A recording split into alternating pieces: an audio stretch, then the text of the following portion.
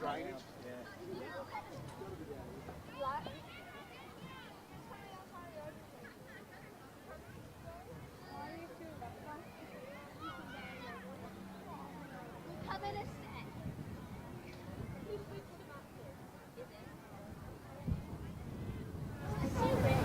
I don't.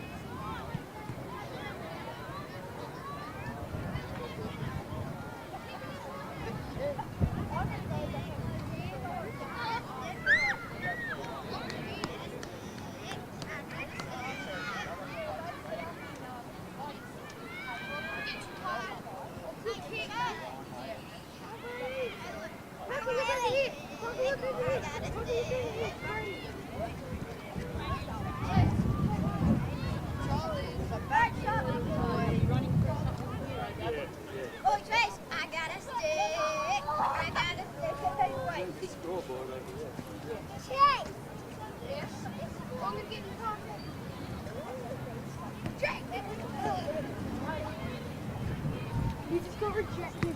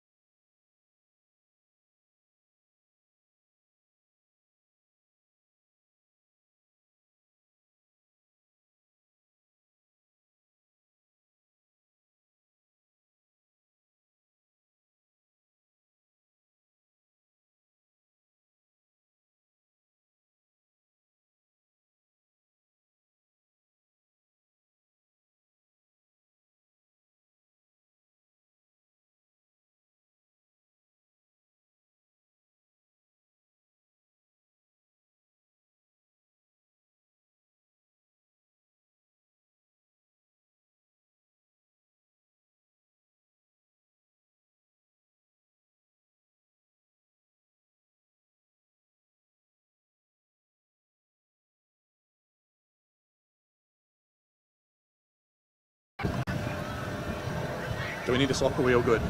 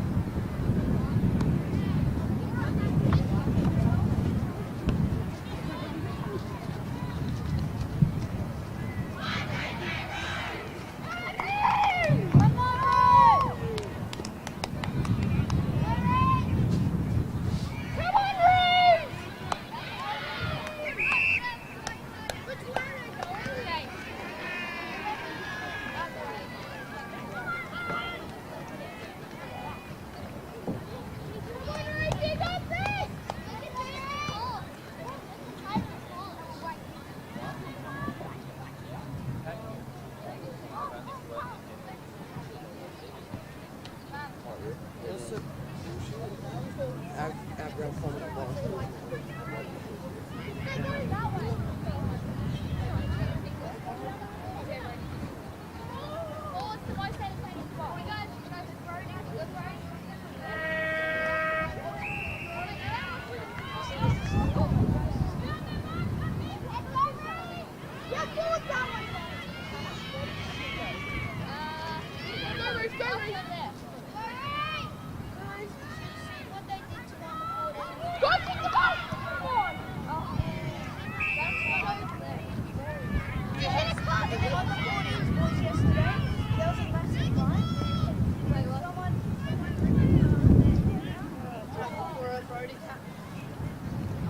nice one, Brody.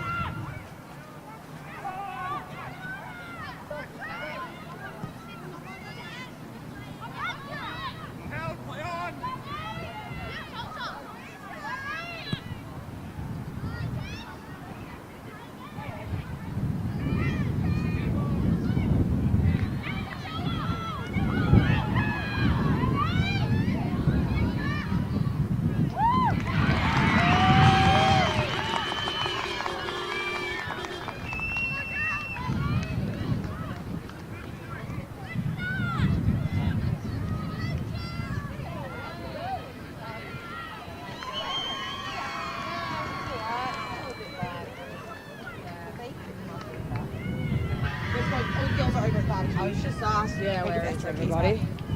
We got that goal.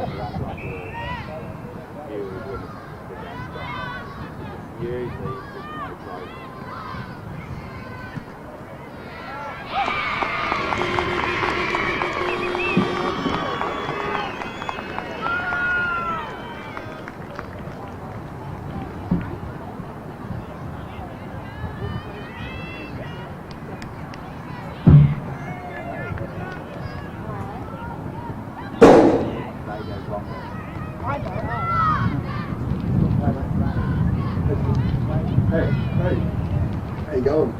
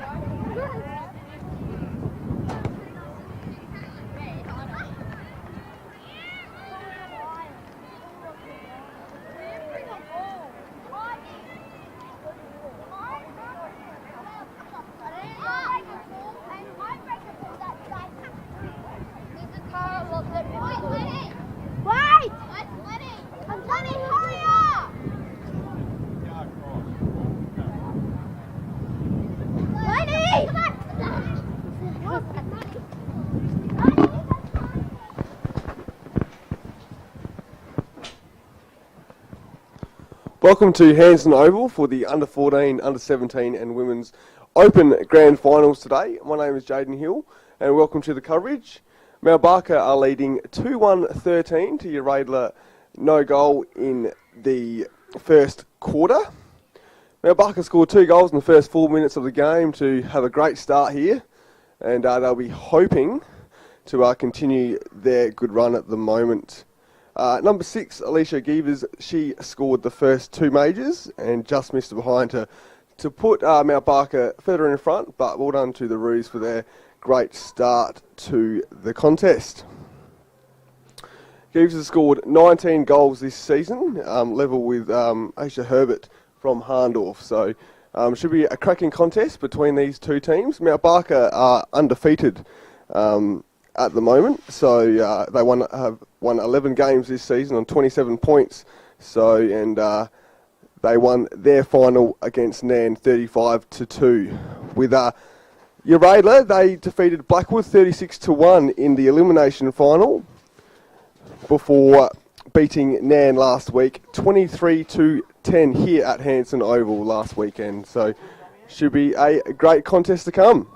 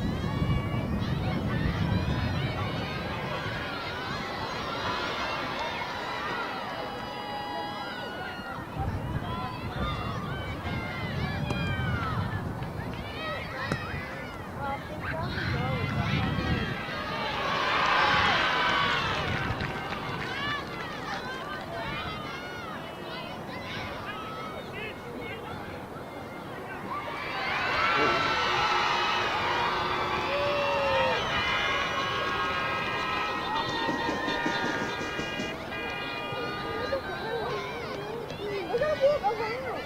Can't walk through.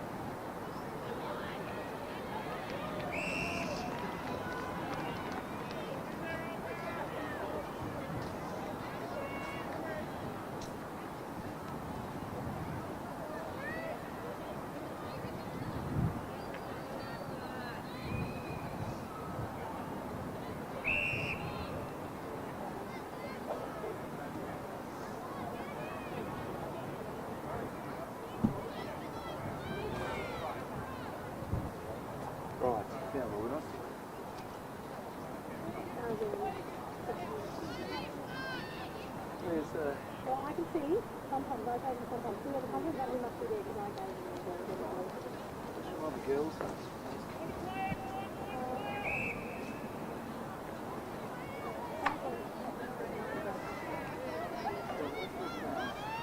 This way. Technically, we weren't in at that because we were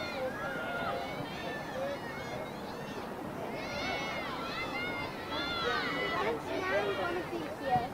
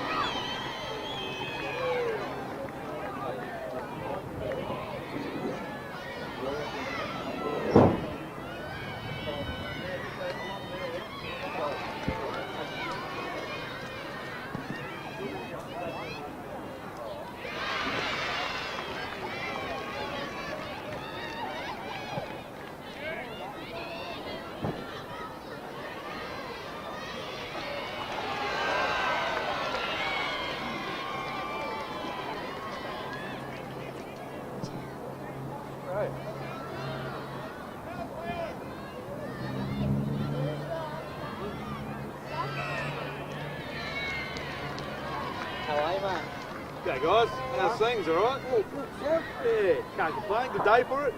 Yeah. Right. Hope we have a win. I hope so. I think we should. Yeah, bloody hope.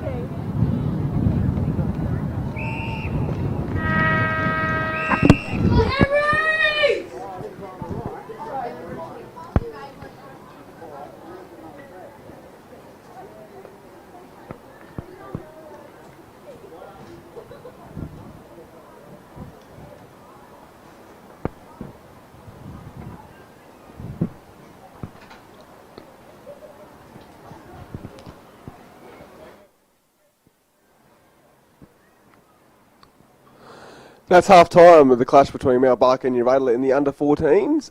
2 goals for 16, leading Urala 1 goal 6. Chloe Montaloni scoring in the goal for Urala there from a stoppage, and Mount Barker pressing in the late parts of that quarter, but Urala's defence holding up well in the end. It's the first time since round 10 that Mount Barker has been goals in the second quarter, and it's also the first time since round 9 that Urala has kept Mount Barker goals in a quarter, which was in the first quarter in round 9 where both teams scored 1 point each. I'll take you through the last time these two teams met in the under-14 competition. So in round 9, Mount Barker defeated Uradler 6 goals 6-42 to 1 goal 5-11. So at half-time in that clash, it was Mount Barker 2 goals 3-15 to Uradler 0 goal 1 behind. So Mount Barker, like leading against Uradler in the at the half-time interval, and they are on this occasion. And also on the round 4 clash as well, Mount Barker 8 goal 5-53 defeating Uradler 1 goal 6. So Mount Barker has had the wood over the Northern Demons, but it'll be interesting to see as the pressure ramps up in this contest who can take home the win. Just reminding all our viewers and listeners out there, the under 17 grand final between Harndorf and Mount Lofty. Mount Lofty coming off that win against Blackwood last week, and Harndorf defeating Blackwood in the first final to progress to the grand final. That game will be on as well. That should be a great contest. And also after that, the big game between Uradler and Blackwood. So that should be a great contest there. Obviously, Uradler coming off a great win over Onkaparinga Valley in an absolute nail-biter with a goal after the siren to progress to the grand final. So that should be a cracking contest. But just repeating, as both teams are in the half-time huddle, Mount Barker 2 goal 4-16, leading Uradler 1 goal 6.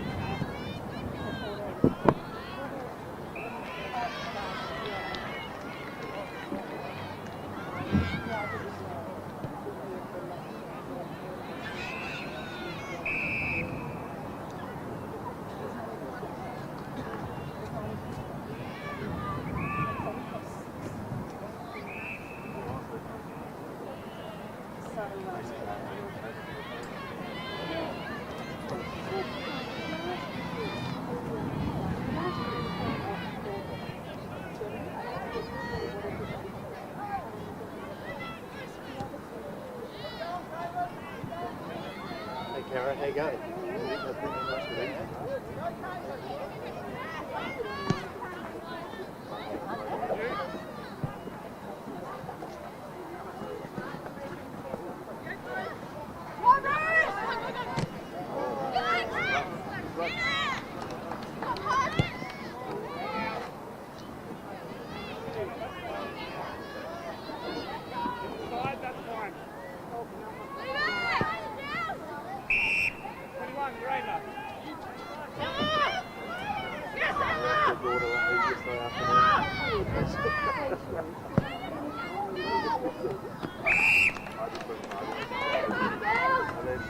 And then when I made a favour,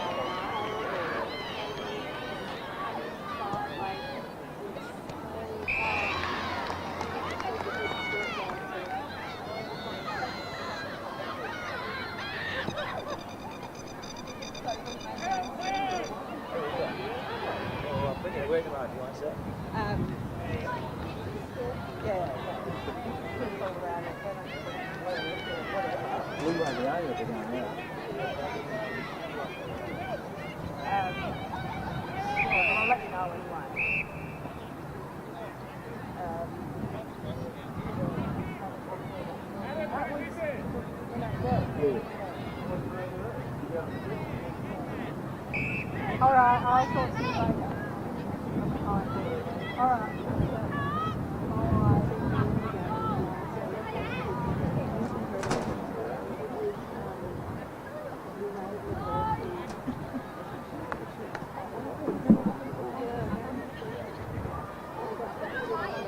Who the hell wants whoever going out me? Go away.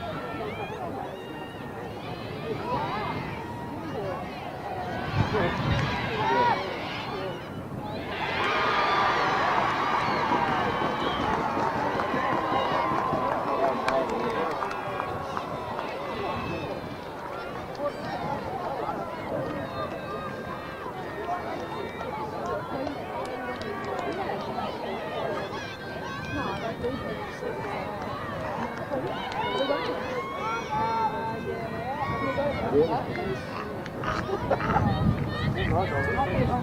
we have to? We'll miss half the game.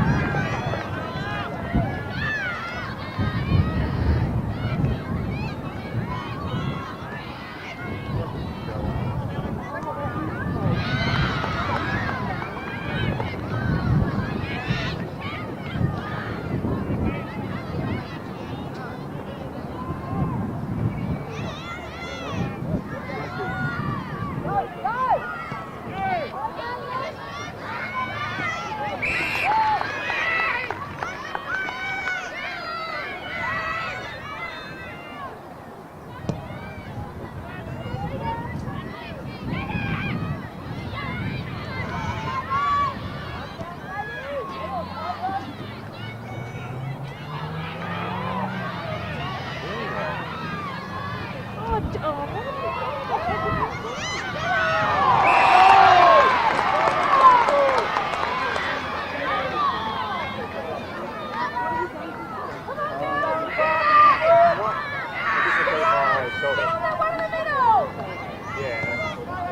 first quarter. Well, I wasn't enough. That's the question. How does that work? That's good. Cool. Yes, I will do. I'm going to try and see if we get some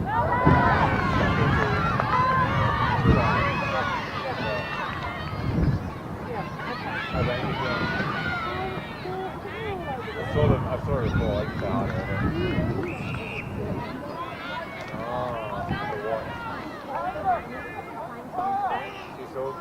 She's on the bench, so probably not. Like not, she won't be yeah, I don't know. I think someone need to come off and then she can be on for like 5 minutes whilst they have their break. And then they'll switch. And get on. What's the score here? Do you know anyone?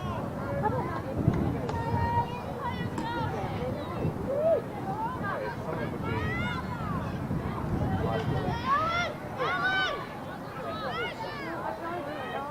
oh, Linda Clark would be out there. Very good footballer.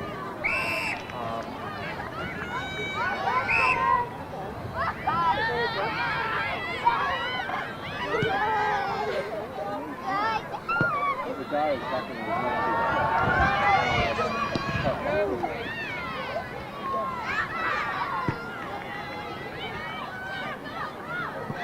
riding my back and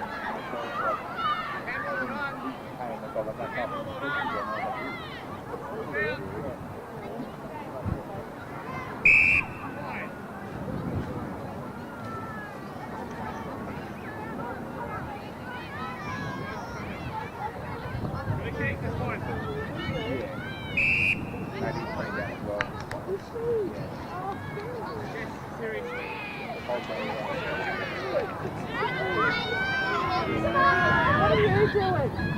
I'm walking. Where's my chips? Oh, no.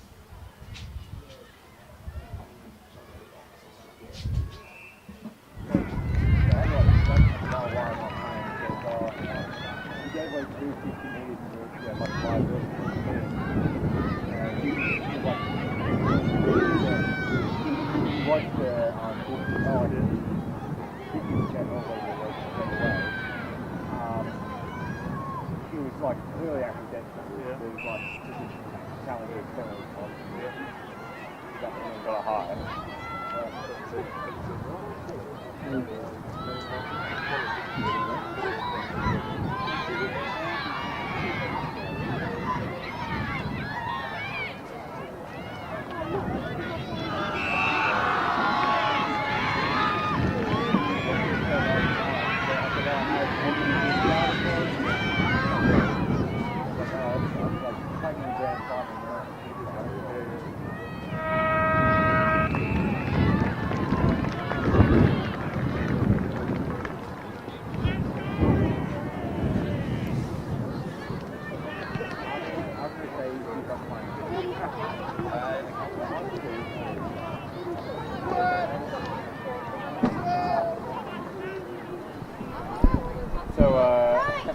Well, that's three-quarter time with the clash between Mount Barker and New Radler in the under-14 girls grand final. Mount Barker 2 goal 4 16 to Uradler 2 goal 1 13.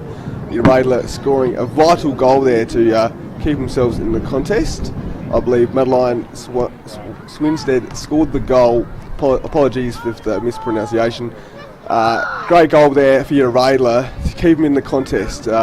With Mount Barker up by 3 points. So should be a great last quarter. Like I said, Mount Barker were undefeated in the main rounds, so it'll be interesting to see if the Barkaroos can hold up or can Uradler force an upset coming off their win against Nan last week here at Hanson Oval. Just a reminder, you can watch the games on Filming Footy YouTube, Call the Wild Facebook page, or Hills Football League Facebook page as well. It should be a great day today.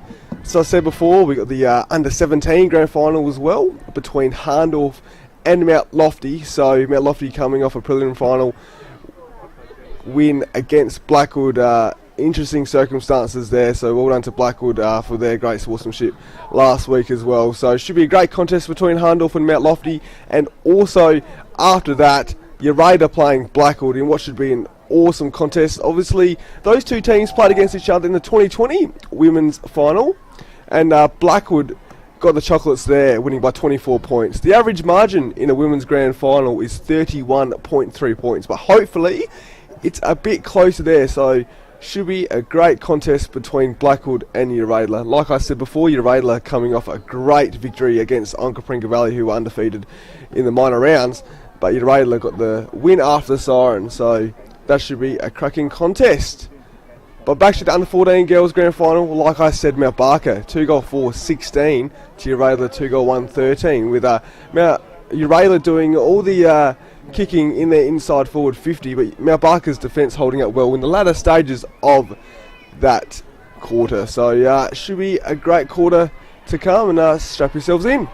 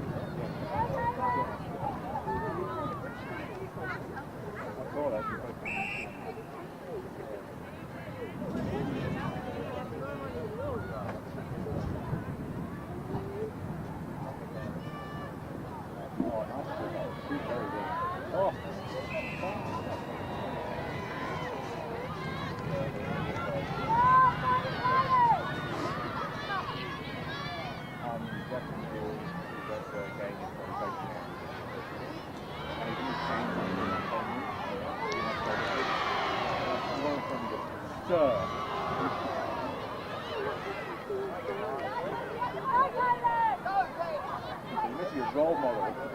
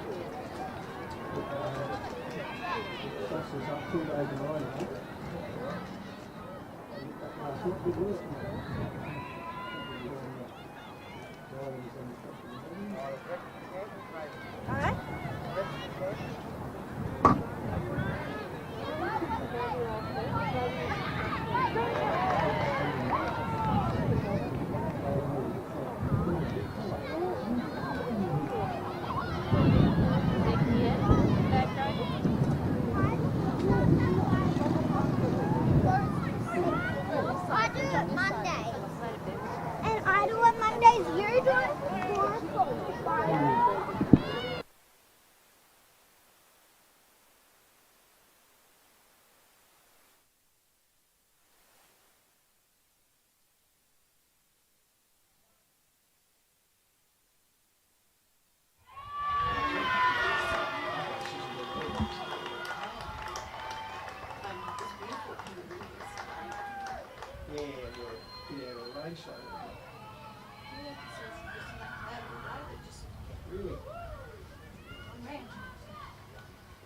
catch you last night. It's so good. He's resurrected the bloody podium. Yeah, I don't know where he's found all these flags and stuff. Wasn't king around down the back of the building the other day and obviously found some stuff. That's a bit low, isn't it? The building. Not a big nip.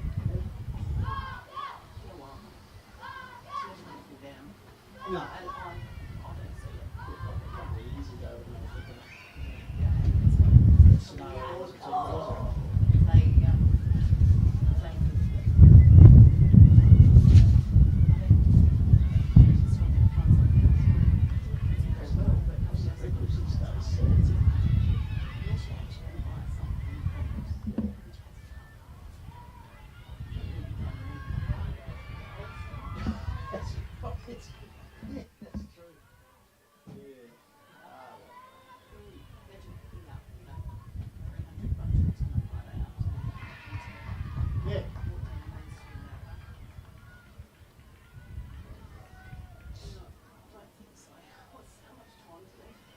Uh, 9 minutes.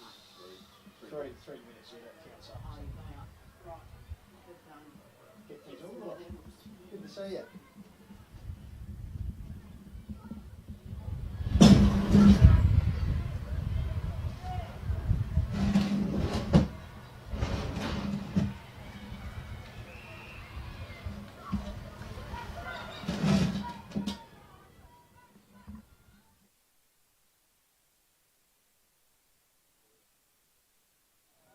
No, no, no, it's fine.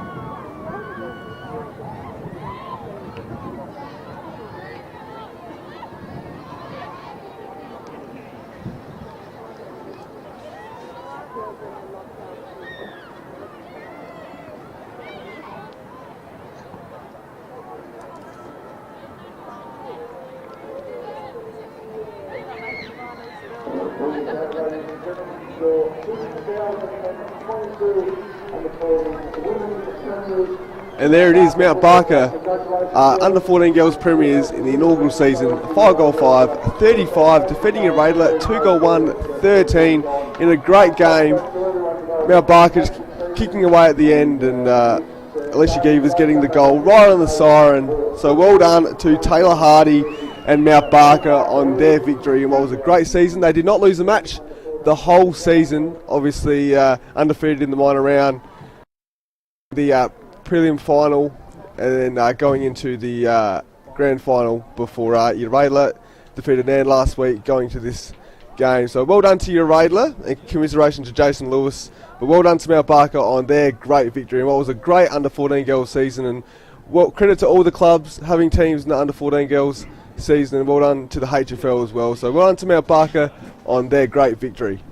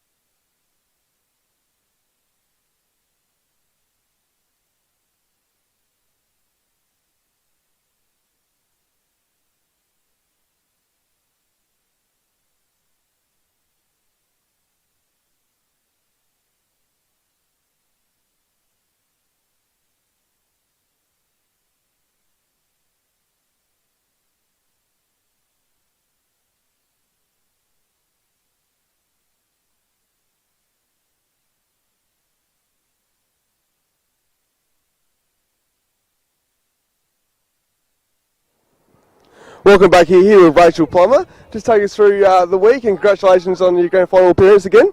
Yeah, thank you. Very exciting to be here for a fourth time. Very proud of the girls. Nothing different this week, just trained our Monday, Wednesday, keep everything same. It's just another game. I'll just explain, obviously making it 2019, winning, and then 2020 and last year as well. Just take us through how it is playing in grand finals and everything, and how has it changed since 2019, or just the same structures and everything? Oh no, structure's definitely changed. I think we've actually, despite losing the last couple of grand finals every year, we've become a better side. I think 2019, we kind of cruised through undefeated and probably didn't learn a lot. And each year we've had to change our game. We've had to get better. And this year just proves we've had to fight for some wins. And I think we're a much better team for it. And just take us through, obviously going down to Blackwood in 2020. Just take us some revenge you want on the Woods to get the win this time, or just take us through that feeling as well. No revenge.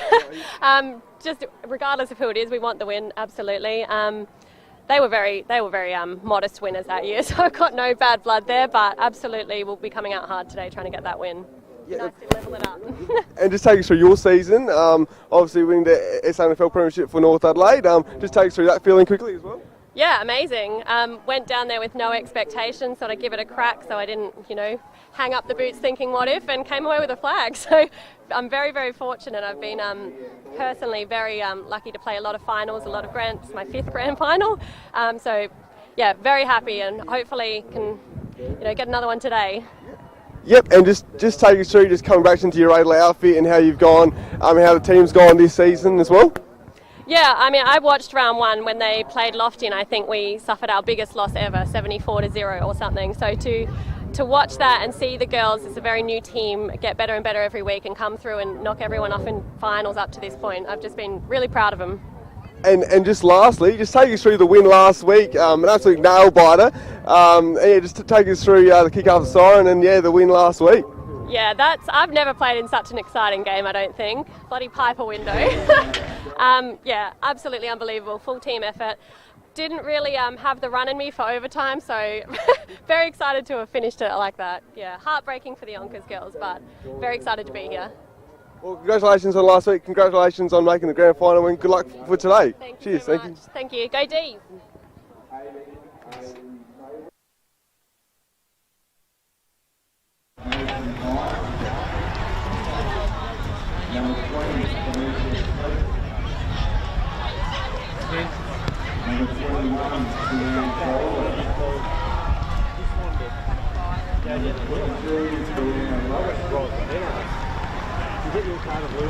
Number 24, number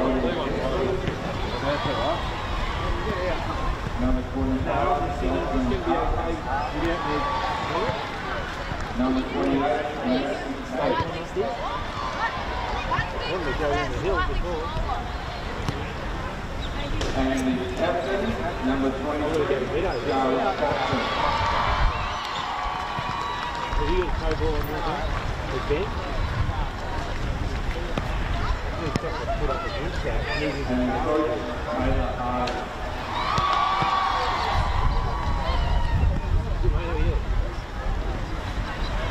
He doesn't need to go anywhere, he just needs to sort of Sydney to hold it. On behalf of the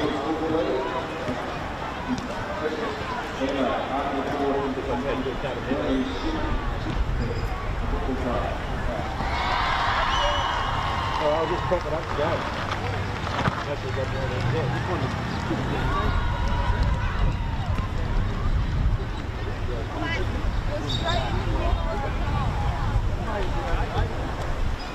you might be good in there, yeah.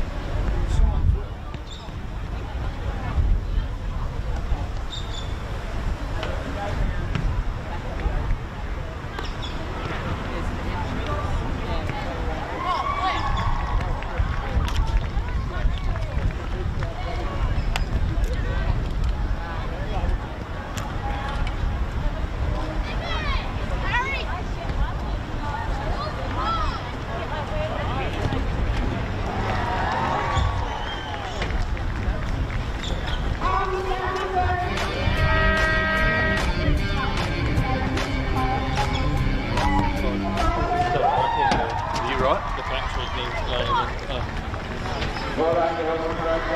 You got plenty of battery? Not heats, no. You got that? I don't know how charged that is though. I've seen these.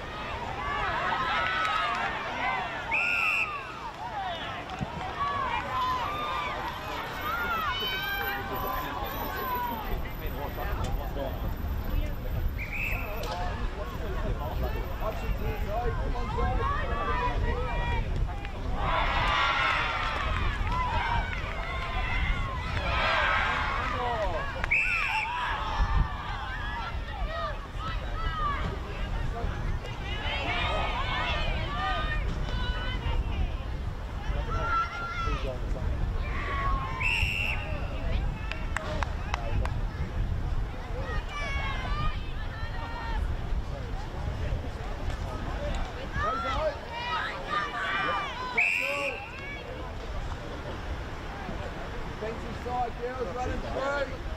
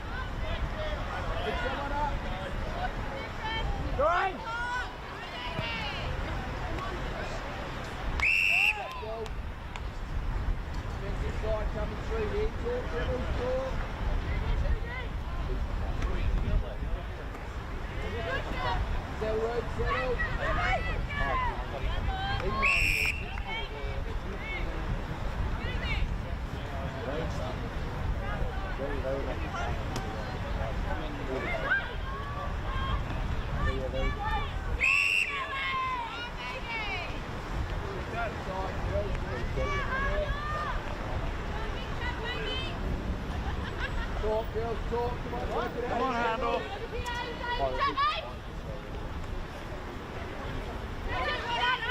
I've got punch.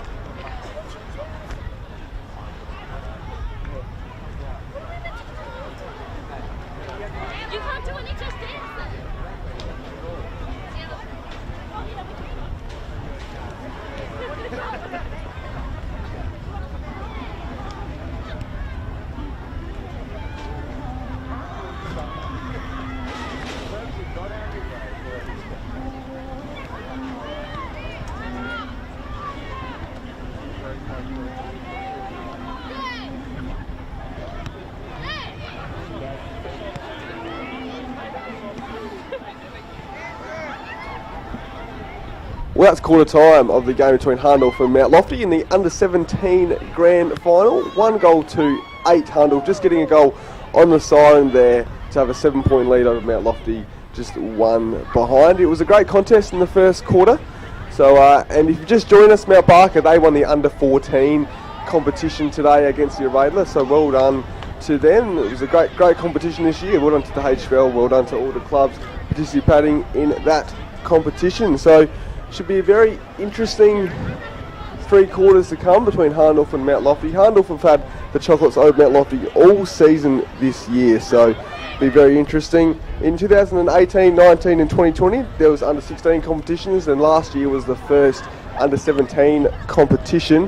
The average margin between all those competitions is 26 in the grand final, so the 4-goal margin. Hopefully it's a little bit closer, and we'll see how it pans out. So strap yourselves in, should be a great rest of the game to come.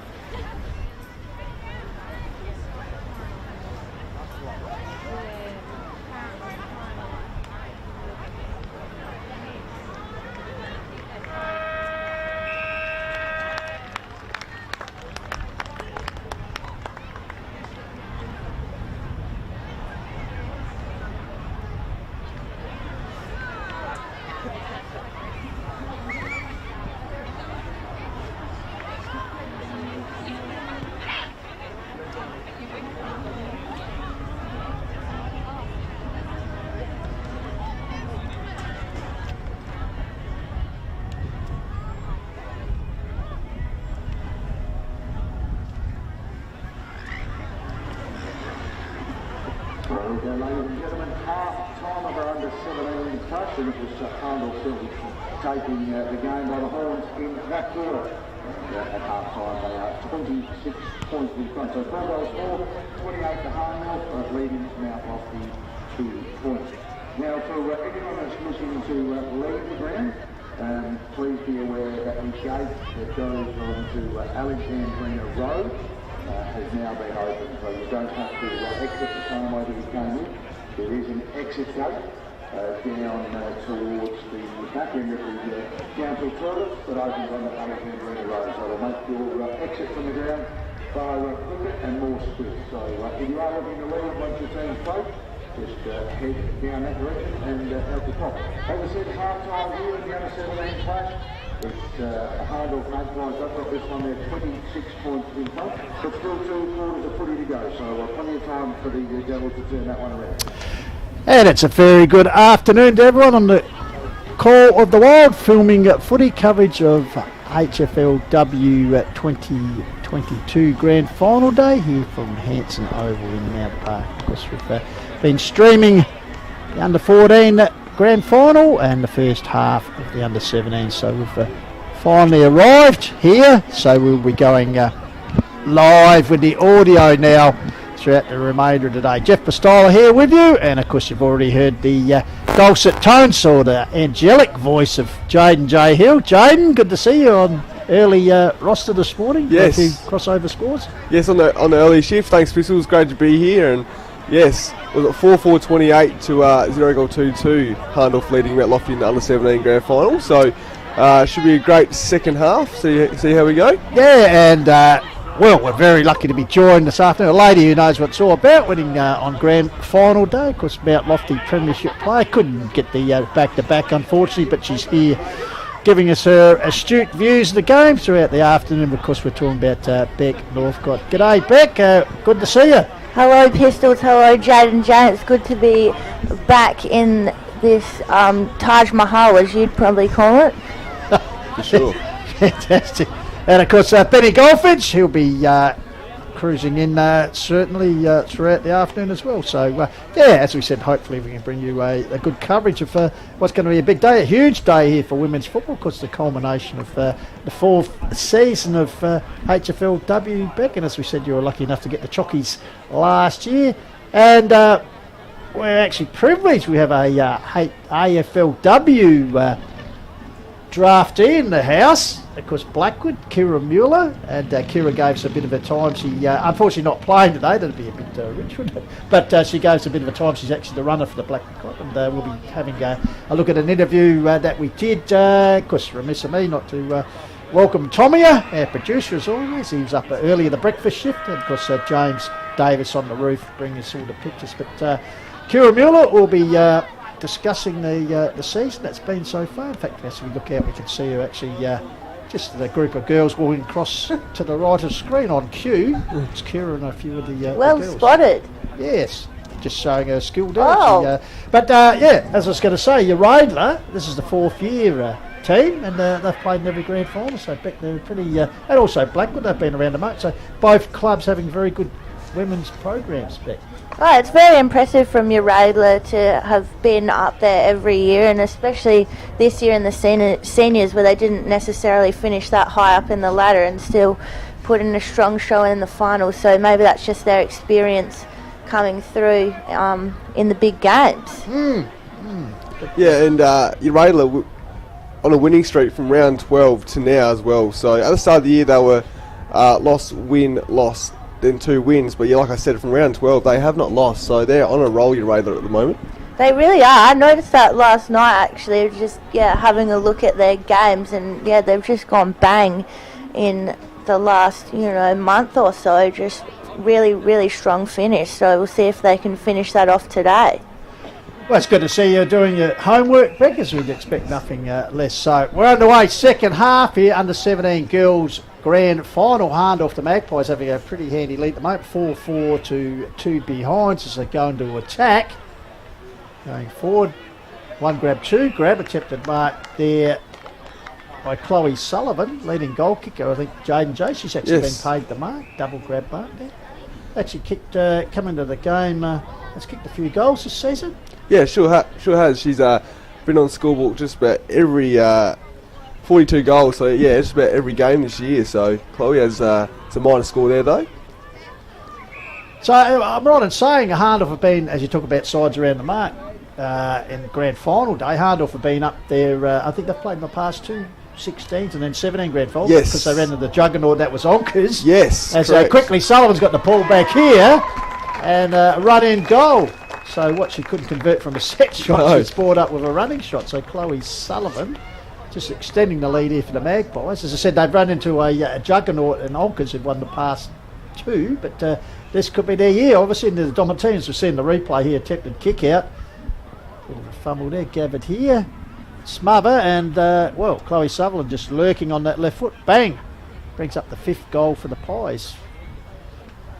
So, handy lead here at the moment, 5-5 to 2 behinds. Must say, big crowd in the house here, Beck. The popularity of women's football, we saw it last week with the preliminary final when we were here preceding the men's C-grade grand final, but big crowd here. You were here early, Jaden. You're obviously here for breakfast with Tommy.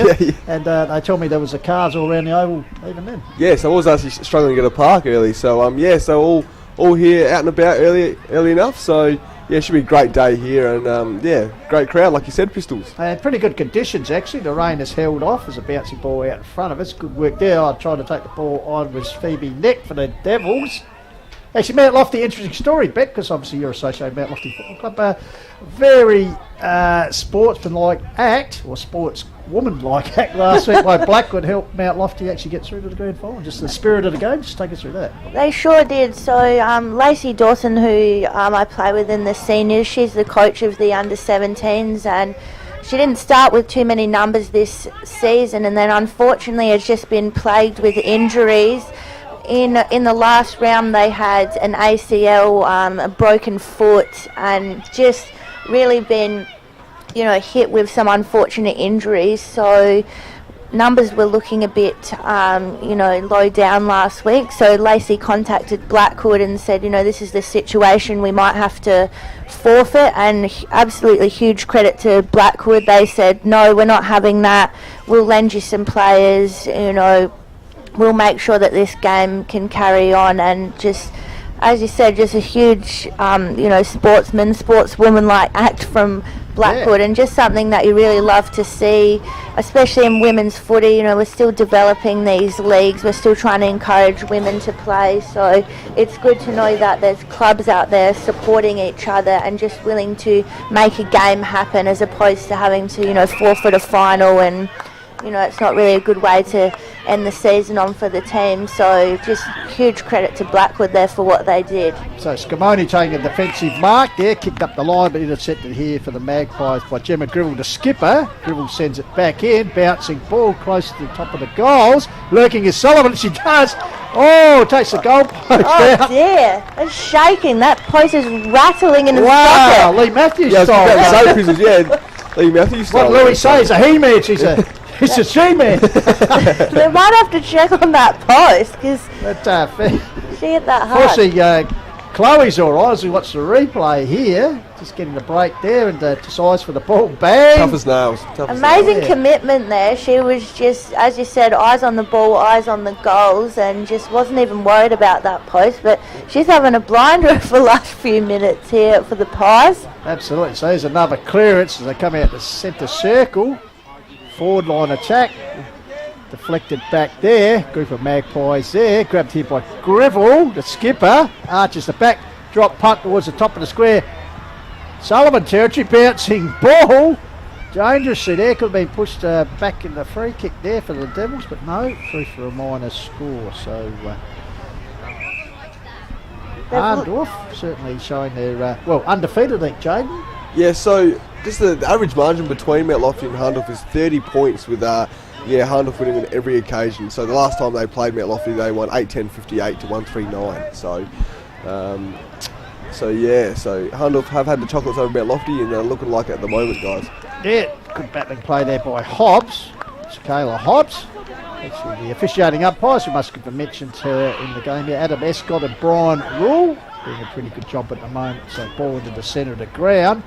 Big leap there, comes to ground. Chat there for the Devils. High kick around the corner. Good attack on the ball by both clubs at the moment. Tackle applied there. The ball will be locked up here. So just the emergence of Mount Lofty. Talking about the under-17 comp. Have you had the situation where a few of the under-17 girls have been promoted to play in the senior team, as you see, when the boys go?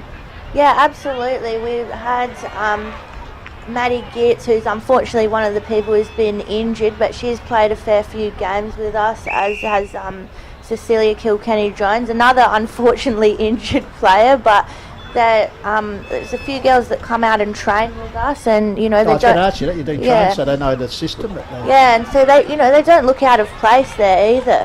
Sullivan has well on cue. Goodness. Well, since we've come on air, she's banged through. Yes, I think she was just worried we weren't talking about her anymore. She's just, hang on, they stopped talking about me. Got to kick another goal. So Chloe Sullivan having a day out here as the Magpies seem to be heading towards undefeated premiership season. Good handball there by Monique Besson. Carried the ball forward, and O'Sullivan doing the work there. So. Yeah, she does like playing against Mount Lofty. In round 13, she kicked 6 goals against the Devils, and kicked 1 in round 14 as well. So Hahndorf did lose the one game this year, Pistols. It was the Blackwood in round 7. So by 28 points. But Hahndorf doing it pretty good at the moment, 7-5-47 to 2 behinds. Yeah, so Here they go into attack again. The Pies, it's been all the Pies in this opening period of the second half. Good attack of ball with the Devils there. Trying to burst away through there was Besson. Also a pretty handy soccer player, Nick Besson, all-rounder. Oh, the old don't argue gets around. Good work there by Georgia King. Great tackle. Gets it forward, but they're scored by Jaden J as King was off to the races. She has to give the ball back, and clearing defensive kick here for the Devils. So they nurse the ball up the line. Meanwhile, it's got to come back. Got to do it right. Says the umpire. I've seen a lot of fend-offs today by both teams, which I really like to see, because it's, girls getting more confident in their footy abilities and, wanting to take the game on. So I really like to see that. And also in the under-14s I saw a few as well. So, yeah, happening all around at the moment. So kick up the line. Good work over the top by Hobbs. But, she made a fringed her Devils opponent. I think that's what was Scamoni with the free kick. Alia Scamoni. Daughter of the great man Paul Scamoni, well known at the Raiders and Mount Lofty camps. Ball comes down, also in cricket circles. Around here the Devils trying to work it forward.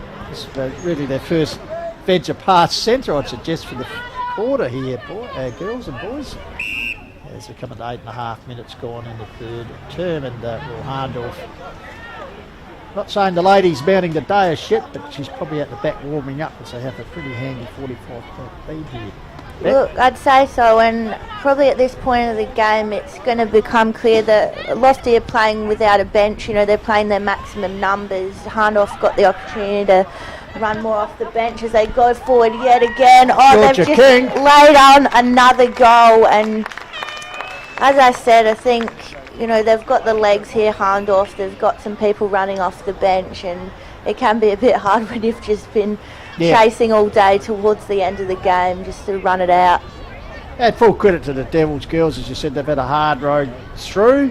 Obviously against the powerful Harndorf squad, they've been a bit depleted themselves, but to get to the grand final, but could be a learning curve, as we mentioned earlier, Jaden J, the fact that Harndorf have tasted a little bit of bitter taste on grand final day last few years, but it builds character, and a lot of these girls probably at the lower end of the 17 age group, I'd suggest too, Beck. So it's a good experience for them. They're still battling out. They haven't thrown in the towel, that's for sure. Bouncing ball, here's a chance there for Gray. Madison Gray plays a good tackle there. Play on says the umpire, letting it flow. And the Arcee getting involved there for the Pies, so the umpire will come in and ball up. So Rux Gabba, one down there by Gray. Here's a chance to go deep into the 450. Oh, coming out, one grab, two grab. Completes a very good mark there. Beautiful mark. This might be Silcock. Amelia Silcock goes further afield, but misdirected kick, and the Pies just chop it off nicely. So good crowd in the house here, Jaden Jones. Yes. As you mentioned last week, and even a bigger crowd here this afternoon, I suggest. There's King, who kicked the last goal, lurking. Sorry, Hobbs it was, 27. It's interesting, like you said, Pistols, Harndorf unfortunately losing twice. Onkers, they lost in 2018 and 2019, but they won in 2020 and 2021. So, yeah, it's quite interesting. You lose two grand finals, and Harndorf for the free kick has been paid here back to Amelia Silcock. Got the opportunity here to post perhaps the first goal of the game. High kick further field, but it's all Dorf back there. Oh, getting her hands to it was Gray using her height. Here's Gribble working all around the ground. Gemma Gribble, the skipper, puts it out wide, bouncing ball. Pies have got the numbers there, 2 against 1, but the Devils with it. Oh, well done, she beat 3 of them. Good work there. Centres the ball nicely. Spills free. Darcy again. She's run down. Oh, it could have been a French kick there, taken by the Devils. Good work there around the corner. As I said, they haven't thrown the towel, and that's for sure. Spirited performance here by the Devs, even though the scoreboard might suggest otherwise. They're a bunch of fighters, these girls, and good play in there by Phoebe Neck. She's another player who's trained with us a bit. She's quite small, but you can't underestimate her. She's very fast, very good skills. I rate her very highly. She plays a bit of state footy as well. Robust work there by Taylor Hogan, trying to get the ball free for the Pies. Bouncing ball work there. Nice teamwork. Working hard there also was Monique Besson once again. As the HFL flag gets in a little bit away, just gives you indication of a bit of the breeze here this afternoon. The Hanson Oval Mount Barker finding they're clear. Pies bring it back in front of our broadcasting spot. Ball spilt there by Scamoni. Oh, going to ground there is King. Been amongst the goal kickers this afternoon. Also flicked it out, comes back out into King on the left. Curls it back towards dangerous territory. Lurking is Sullivan. She's bundled out the contest on this occasion. Devils repel. Bouncing ball. Grabbed there by Besson. In the meantime, the whistle. No, Besson. Bounce. Besson Two has the bounce. go for goal. Grandma will be happy with this. And she would indeed be very happy. That's great footy. Monica Besson, as I said, talented. I think she was in the state under 16 or 18 soccer last week, trials or something. But very talented young athlete. Just the two bounces there. I love that. I will see it on the replay here. She goes, one, no one even near her. Two, I'll keep going. Just strolls it in. Nice goal there. It was just beautiful. Yeah, she scored 3 goals in round 14, 13 and also round 1 when Hahndorf played Mount Lofty, so very effective against the Devils is Monique Besson. So back in the centre, Gray doing the ruck, got it down, stolen again by that last goal kicker, and Besson bouncing ball forward, waiting nicely but eluded her. Back by teammate, Spirited run out of defence for the Devils. He's run down but managed to get the kick away right in front of our broadcast. James Davis on the roof of the van. Ball goes out of bounds. It could be last touch. I think might be Ella Sheldrick who'll take the resultant free kick here, Jaden Joe. Yeah, so Hahndorf 57 points up as they go towards their half forward line, and the ball, umpire says play on, and that was Monique Besson, couldn't take the mark. So umpire's going to actually ball it up here. So you can see the sun-blessed conditions here, a bit cloudy, but the sun, you can see a few spots of shadows from the players, so it just shows a bit of sunset. Yes. Talk about one dog of the day, boys. There's 4 of them just wandering past out of camera view. Great control there from the dog walker. Just, absolutely. 4 on 1 here. Yes. So good solid work there by Phoebe Neck trying to break through, but had about 3 or 4 pies on her. So ball comes down here. Here's a chance again. A good tackle applied there, but could have been holding without possession. So free kick going there to Zoe Bear. So Bear puts it across here to a teammate, takes possession, gives it back to Bear, who has a big tackle applied here by the helmeted Ella Manning. Finally the ball cleared out here, bouncing ball, grabbed by Neck. Shows a bit of pace there, takes them on, has a bounce, gets around another one, goes to ground unfortunately at the vital moment. Just a strength for numbers by the Pies. That could have been a high tackle, no, said the umpire. So, 3/4 time has arrived in that quarter. Jaden, the Pies half-time score, what did they add? 9-5 now, 2 points, so they added what? Didn't have the half-time score, 5 goals. So yes. They were. So yeah. So Sullivan getting involved, also King, and of course Besson. So just stamping the authority for the Magpies here at 3/4 time. It's a pretty commanding lead. And believe it or not, they actually average 3 goals. 3 goals in the, as we just looked on the scoreboard, doing a thing at the moment, but anyway. Yes, they actually average 3 goals in the last quarter handle, so be interesting to see. 9-5 to 2 behind. Yeah, interesting to see. They might end up I wasn't sure before, yeah. I'm sure the Devils will be working hard to make sure that doesn't happen. No. So there we are, 9-5 to 2 behind. Yep. You can see the left-hand corner. Of course, the coverage today being brought to you by Closey's and Archie's, and of course we've got regular media supporters, Filming Footy, Sports Interactive, Dartfish, and of course the Hills Football League sponsors, great people. Now we're moving into the final series. Police Credit Union, West End, Sharon, the Courier Newspaper, Sports Power, Rossdale Homes, Closey Supermarkets, and MAC Road Safety. Jaden Jones. And yes, you can watch the watch games on Filming Footy YouTube, Call the Wild Facebook page, as well as the Hills Football League Facebook page as well, Pistol. So got it all covered. Yes. So yeah, 57-point margin to Hahndorf. So it'll be very interesting to see how they go in the last quarter. And just on just moving to the 1:30 game, the women's grand final.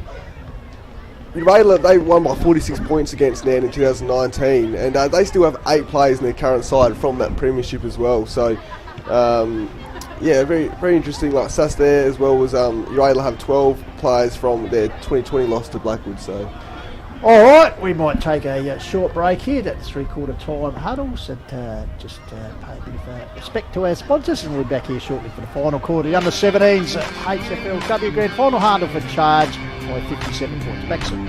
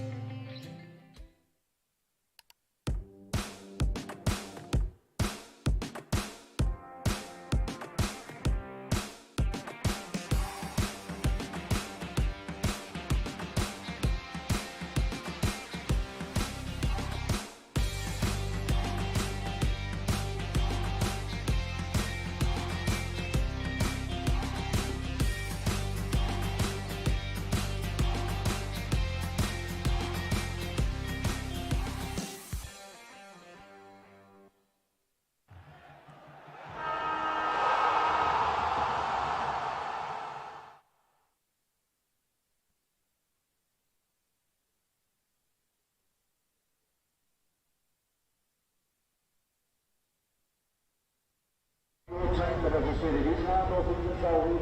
57 points and 3/4 time, 1/4 to go. Let's enjoy the last.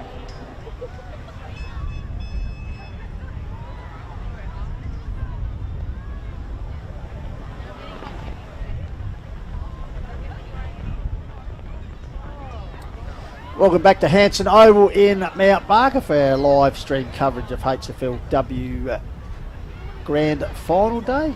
Good conditions here, 3/4 time of the under-17 Grand Final. Hahndorf in command here, 9-5 to 2 behinds on the Sportal scoreboards. Umpire Escott holds the ball aloft. So the last quarter of the season for both these sides, and you think Hahndorf on the way to a pretty convincing premiership victory. They've been the dominant side throughout the season, and just showing that here this afternoon. But Mount Lofty still having a crack, as we mentioned. Good work there. Here's they go into attack, chasing their first goal of the game. And could get reward for persistence here. Is taking a mark. There is Amelia Silcock. So opportunities going for the Platt. Look, Beck. So Silcock to the top of the square. Good defence there by the Magpies. Ball comes out the back door. Repels there, out wide. Stacks on the mill. Oh, good work out there for the Pies through the agency of the RC. Gets the ball forward. Here's Besson, the racehorse. Bursts through the centre, but run down. Good tackle applied there. As I said, the Devils aren't going down without a fight. So good work there. Looks like she might have hurt herself in the tackle. Oh, that's Kira May there, I think. Okay. Hopefully she's all right. So the Red Army just watching on anxiously there in the background. See, girl on crutches. Yeah. Talk about the depletion they've had throughout the year. So she's a tough girl, Kira. She won't go off without a fight. You see her trying to take the kick there and still catching her breath a bit, I think. But okay, so kick out wide. Intercepted there by the Pies. Here's Besson again. Got a little toe poke forward towards a teammate. Gabs the ball. Puts it forward. Pies into their forward 50. First time this quarter. Bouncing ball. First to get there be Steer. Good handball out there by Georgia King among the goal kickers. Run down there. A couple of Devils in the wars in the background, as you can see, going down like 9 pins. Bouncing ball here. Swooping on it. Oh, shrugs off a tackler. Clearing the ball there. Well done, Kira. Back towards the centre of the ground. Cricket pitch area. Good body work trying to get the ball forward. Comes out the back door, taken there by Damon. Gets it further afield. Hahndorf strength for numbers. Comes back there, quick kick forward by Megan Wilson. Bouncing ball. Here's a chance for the Devils. Unable to control the ball was Lorenzen. Finally Hahndorf get it out wide, but bit too wide. Yep, last touch applies, and the Devils will have control of the ball inside their forward 50. Looks like the free kick to be taken there by Thornquist. I think he said Weena Thornquist. Yeah, Winnie. She goes by Winnie? Winnie, so that probably makes it easier. Okay, makes it easier for the commentator. So, She's Winnie. a good player, very good player. You can see the good turnout of the Hahndorf supporters, the black and white there. And why not? The girls put in a pretty good season. So the ball goes forward. Uncontested there, and then Hahndorf defence. Thread their way clear, put it out here. Good attack on the ball once again, and King involved. Teammate clears the ball up the line. Close to the boundary line. First to get there will be Mount Lofty. Bring the ball back from whence it came. Bouncing ball. Close to the line. Oh, heavy tackle applied there on the skipper, Gemma Grivell. By Zoe Bear, so it will be the skipper Grivell. So it's just a bit over 10 minutes she'll be hoisting the Grand Final Premiership Cup. Puts it forward. Loose ball. Good rebound there. Locked up in the tackle. Comes out the back door. Umpire has ruled that holding infringement. So the Devils with the ball. Nursed up the wing out here. Strength for numbers. And here's Grivell playing a great skipper's game. Puts it forward. Bouncing towards the half-forward flank area. Overrunning the ball there was Steer. Deep in the pocket area. Play continues. Finally locked in there. Held in there for the Devils. Repelling that attack. It's like Besson at the bottom of the pack. She's been everywhere today. Has indeed. So, ruck duel. Ball comes down. Here's King. Can't get boot the ball. Devils. Frantic defence. Put it out wide. Good mark in the helmet there. Taken for the Magpies by Ella Manning. The ribbons fluttering in the hair and the breeze. Gives you the idea of the strength here at Anson Oval. And she's picked out a teammate in Madison Matner. So Matner looking to increase this Magpies lead. They haven't actually scored this quarter back as we're nearly 5 minutes into it. They're still on 9-5 to 2 behind, so 3/4 time score. So a high kick forward. Pack of Magpies. And just drifting in front of the pack and taking the mark there. Still looked a bit too easy there. It did kind of indeed. just dropped into her hands. It's our girl Sullivan. Sullivan. Well, she knows what she's doing in front of goal, so. It's been on fire since we've come on air with the audio, so here's the chance. No troubles. Never in doubt. The leading goal kicker. So Chloe Sullivan just extends the Magpies lead here. They go to 10-5 to 2 behinds on the Sport Hall scoreboard. Of course, also thanks to Closies and Archers for their support of today's HFLW coverage. It's just a replay here. Lovely disposal. Just like perhaps a few of the AFL players could take note of her preparation. I think they could, because we've seen some even men at the highest level really struggle with where the goals are and how to put the ball through it. So dare I say, Bustling Beck being one of the premier defenders for the Devils, you might come up against young Chloe Sullivan and open ranks in the next few I years. was just thinking that. I look forward to seeing her, come up through and play in the seniors, because she looks like a really strong full forward. Oh, unfortunately, there you see the great sportsmanship as we talked about before from the Blackburn Football Club. A bit of concern there for the Mount Lofty girl.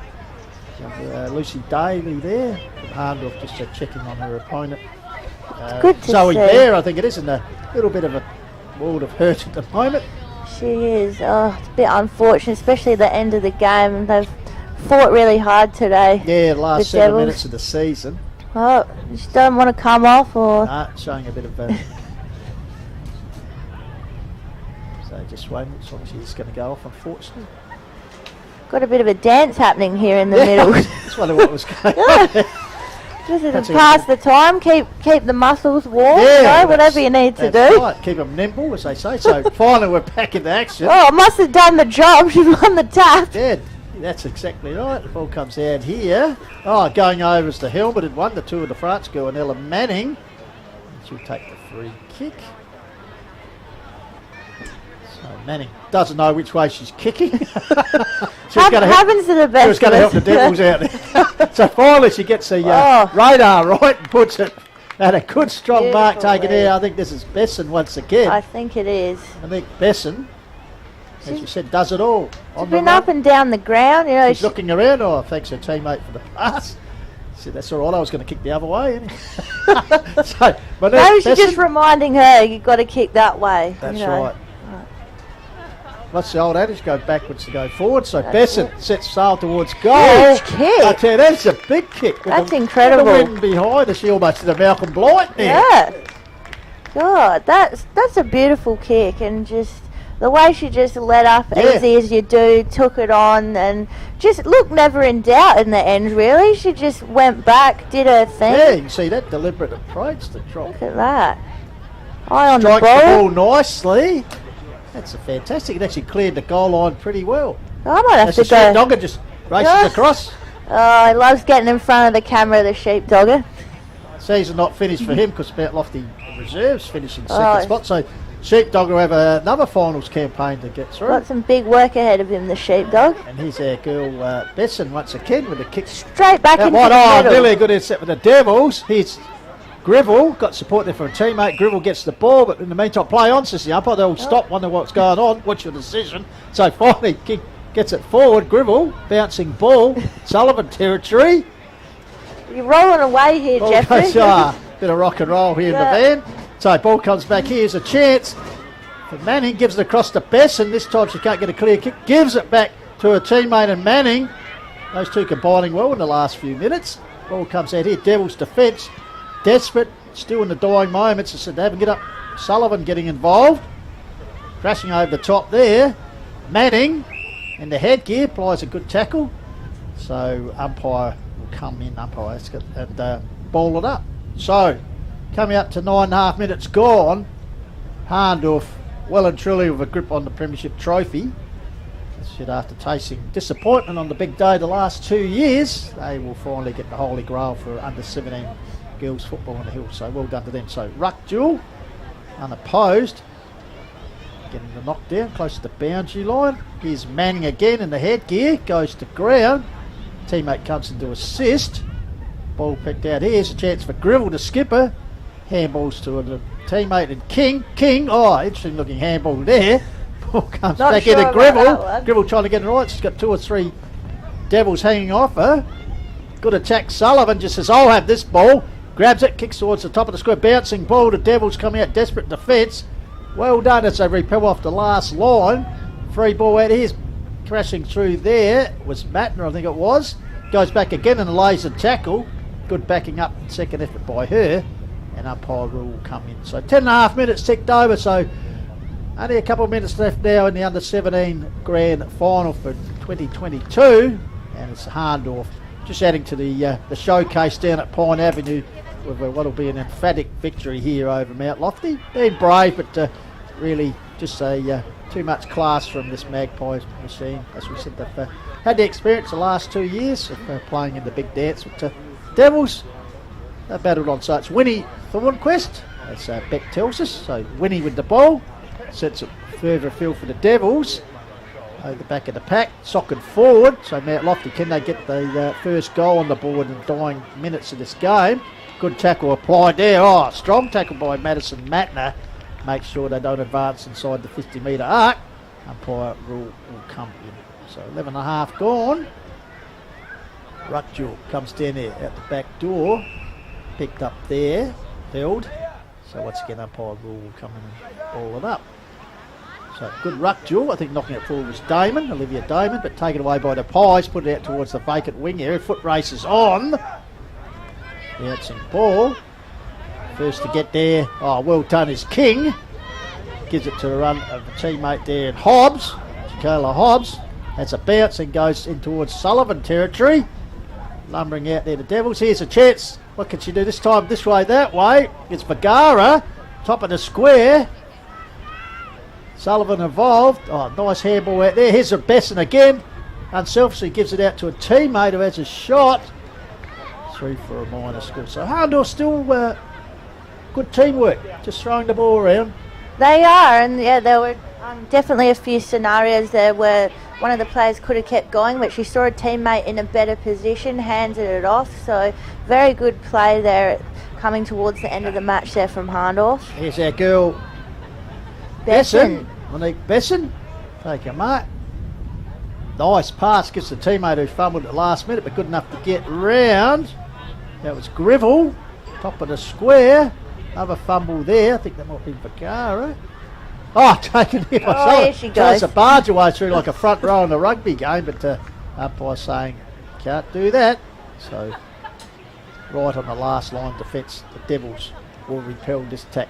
Put it out wide. Oh, clever tackle by the Magpies.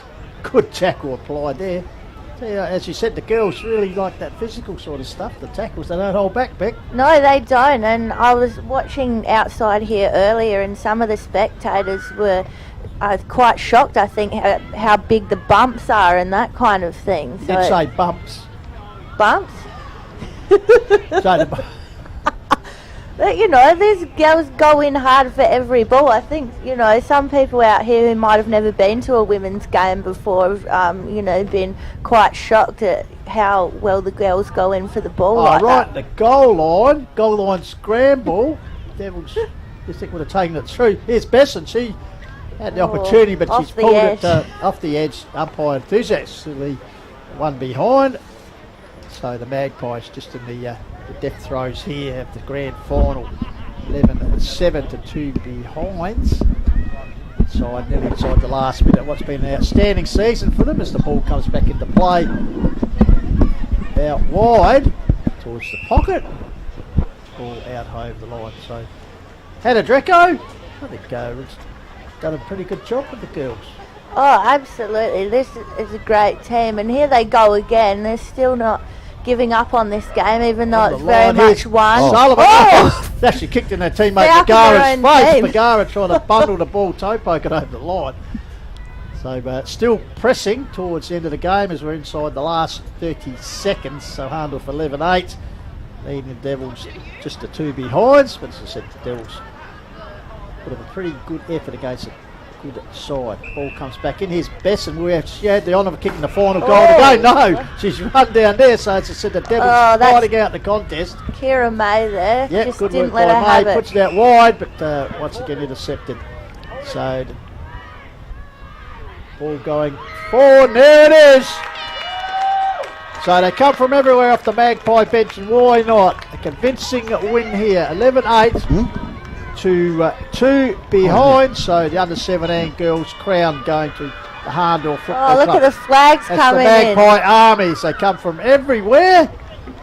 Why not? It's a special victory. And talking about special things, it's great to welcome our regular call to old man, Benny Goldfitz. G'day, Benny. Welcome to HFLW Grand Final Day. Oh, terrific, Pistols. I was held up in traffic. There's that many people around the ground here. Footy Park, 1976, Sturt versus Port. Yeah. So you had to park the car at Littlehampton. And yeah, so I went for a casual jog here and eventually got here. Hey, I was just looking at this Hahndorf lineup. There's so many, I think similar last year with the talent in terms of we've got volleyballers, we've got soccer players, we've got netballers, and ultimately footballers winning a premiership. Some do it all.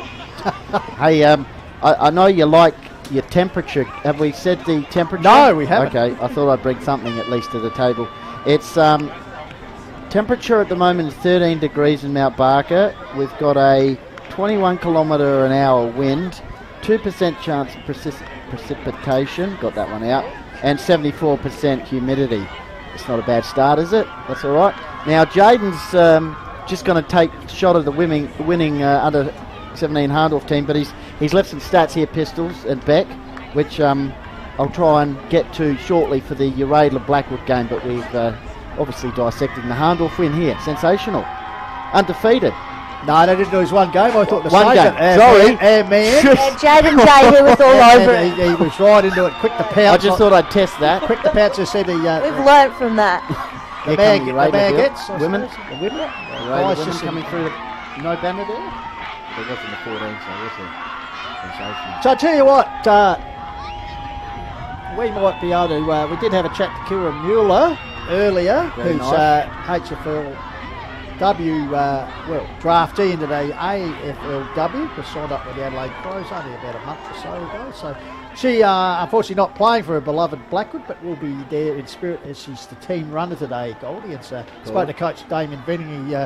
He jokingly suggested maybe they can play in the back pocket and dye her hair so she doesn't stand out. But we were fortunate enough to catch up with Kira pre-match and just get her thoughts on the HFLW competition and perhaps life as a AFLW draftee. So without any further ado, Kira Mueller from the Blackwood Football Club.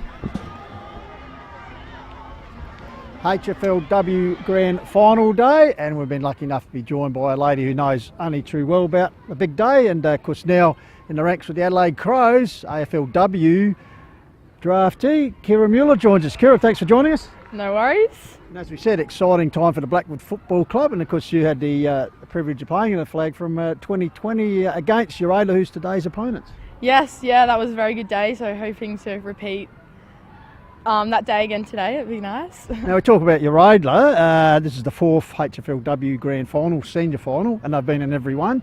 Blackwood have actually have a pretty good record too. So both clubs, just the women's program that they're putting together in the Hills is pretty special. Yeah, it's a very strong league out here. I think lots of good representatives from both clubs today, and yeah, all teams that have entered in this competition have really strong teams. So it's really good to see girls getting opportunity to play. Yeah, it's awesome. And also it's great because a few Hills girls obviously spent time in the SNFLW comp, and there's a couple of girls who were opposed for Sturt, your team, of course, and our teammates out today, because Rachel Plummer and also Alicia Jep were opposed, North and Sturt, and they're lining up together. Yeah, it's awesome. Love how that works. You know, teammates become enemies or enemies become teammates. Yeah, so good to see that people, you know, taking it the next level from Hills as well. Yeah, it's awesome. That was fantastic. Earlier in today's program, we saw the inaugural under-14 grand final, which Mount Barker won in undefeated fashion. So just shows you the pathway are more and more increasing. I know even from the time you started, they're just getting better and better for the development of junior girls footballers. Yeah, it's really cool to see, you know, girls that are 14 or younger getting opportunities out here and being recognised for all the hard work that they do. And yeah, it's awesome. Now, we know you'd love to be out there today, but, I suppose Adelaide Crows won't let one of their key draftees get out there. But your role today? I'm just the runner today, yeah. Wish I could play, but yeah, just the runner. As the coach said, maybe you can dye your hair and sneak you in the back pocket or something? Yeah, surely. Just whip on a Guernsey, they won't notice, yeah. But obviously you keep in touch, obviously, with the Blackwood girls. The chances today for them, how do you see it? It'll be a very good game. Both sides are obviously very strong, and yeah, hopefully we can just play our style of footy and yeah, get it. Funnily enough, Kira, they've only played once this season, and Blackwood had a pretty resounding win. But as we said, a few SNFLW girls have come back for Uradla, so they'll certainly be a much improved team. Yeah, I think that game as well was quite wet, or the conditions weren't great, so hard to tell off of a game like that. So yeah, you know, Uradla getting a couple girls back, and we'll make it even today, I reckon. Now, putting on your Blackwood hat, who's some of the Blackwood girls we should look out for today? Who do you expect to play a pretty good role for the team in the quest for the flag? Olivia Smith, I think she's definitely a strong player, plays down at West Adelaide in the league team. So she'll be giving everyone a hard run today. Simi in the back line as well, quite strong, and Kelly Whitehead in the midfield, I reckon, will be dangerous, so yeah.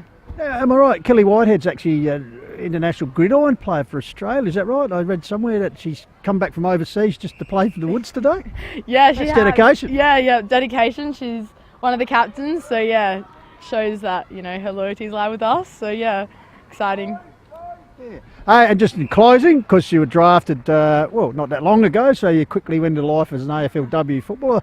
I saw you on the news up in a training camp in Darwin, it being G.I. Jane. How you found the transition from, just a local girl from Coromandel Valley to AFLW football? Yeah, it's been awesome. I've loved every minute of it. So grateful for the opportunity, and you know, the whole team gets around everyone. So yeah, it's been really good. Trainings are hard, but worth it. And hopefully you'll be able to crack it for your debut game somewhere over the season, which actually starts next week, doesn't it? Yeah. Season starts on Friday night for us, and yeah, a game would be nice, but we'll just see. All right, thanks very much for joining us, Kira, on a busy day for yourself and also the Blackwood Football Club, and all the best not only to the Woods today, but yourself in the AFLW season. Hopefully we can see a good Hills girl strutting her stuff on the big stage, eh? Yes.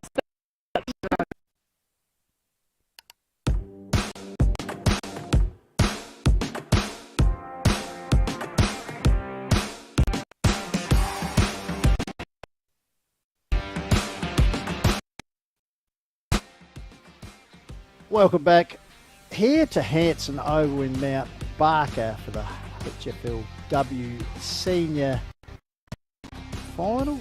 Not far away. We're just looking at a few images here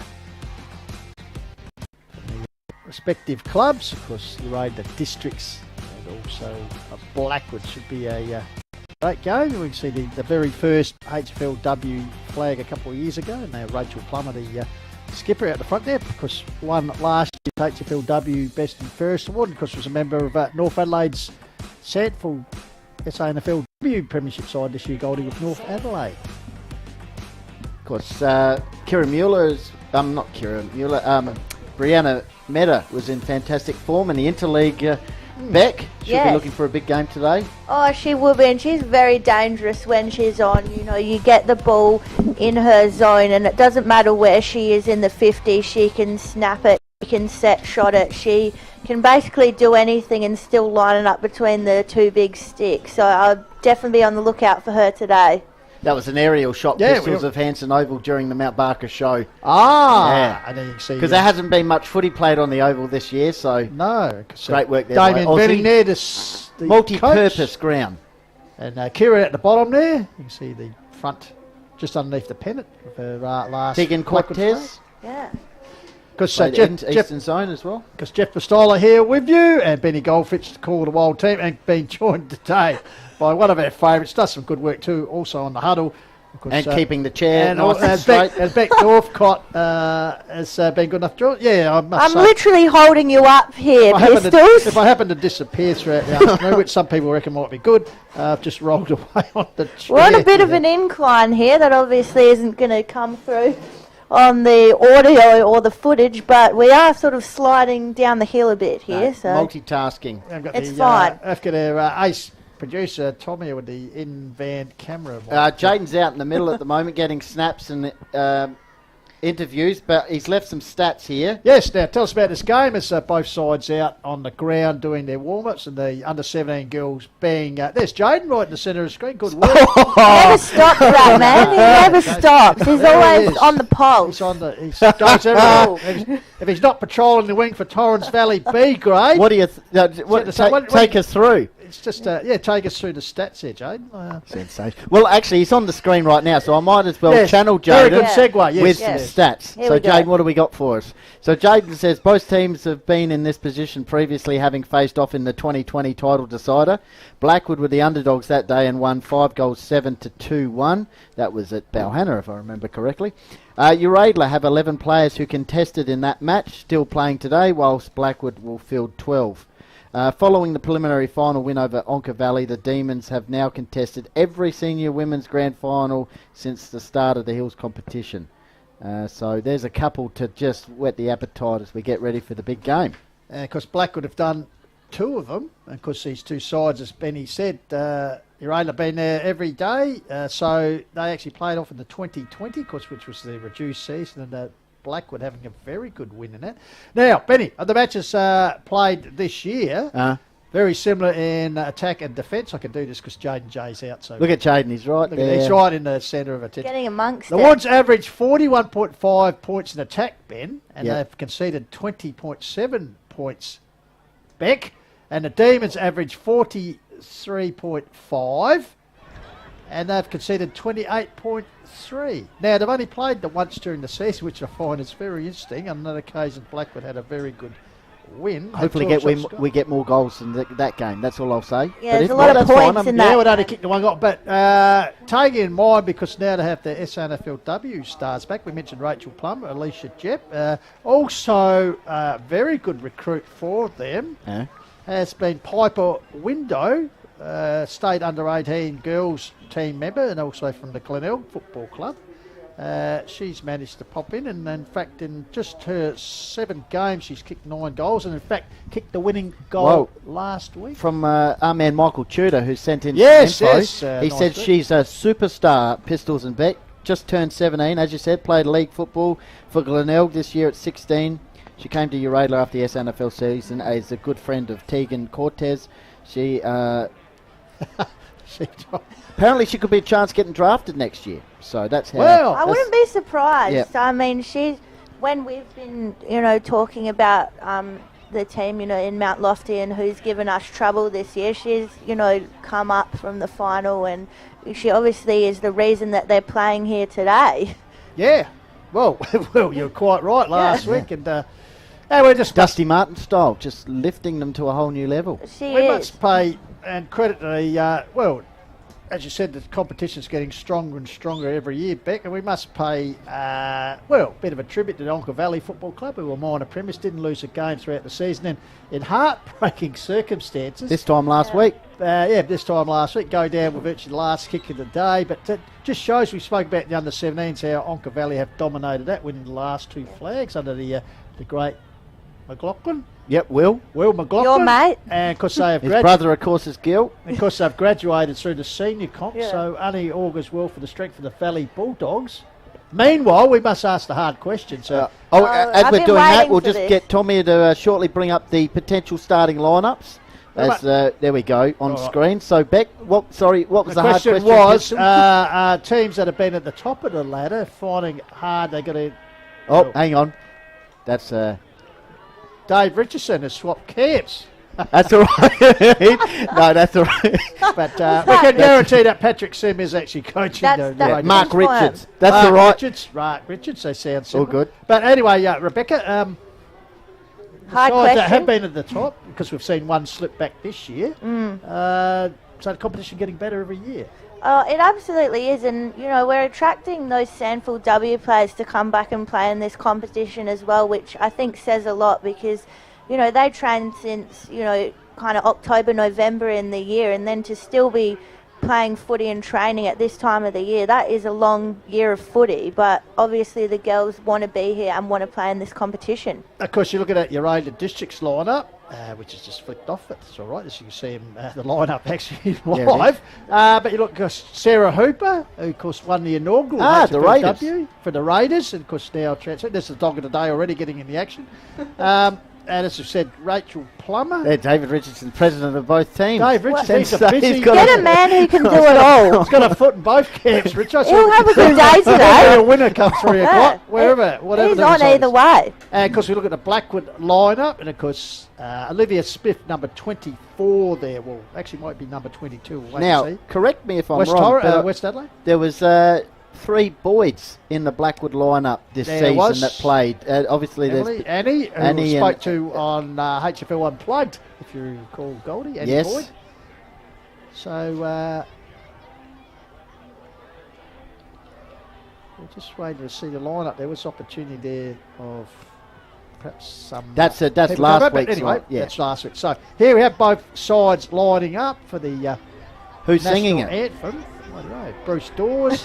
He's getting on the mic. Andrew Holmes. Julie Andrews. She always seems to appear at big games. Now, I can't say much, but I ran into someone last night, Benny, and perhaps they've taken on board your thought about promotion at the grand final. Hello. What, today? Or no, not today, but seeing this is a grand final, that there could be someone special singing the grand final. Do we know them? At Division 1, a couple of weeks' time. Maybe been on a television show? Oh. Yeah, but I can't say much. Okay. Right. I can't say much. All right, Bruce Dawes. With the rumour file here. But that's a rumour file, the Druids Avenue dribble. I thought Rob would have come in for that. He loves a good Hills football rumour. He does. Now, there is a breeze, so whoever wins this... So here's the toss, umpire Holmes, who we saw yesterday, Goldie in action. So the toss has been the joint captains here. Yeah. Going to the left, I think. Taylor Jane in the sleeves. We love a long sleeve.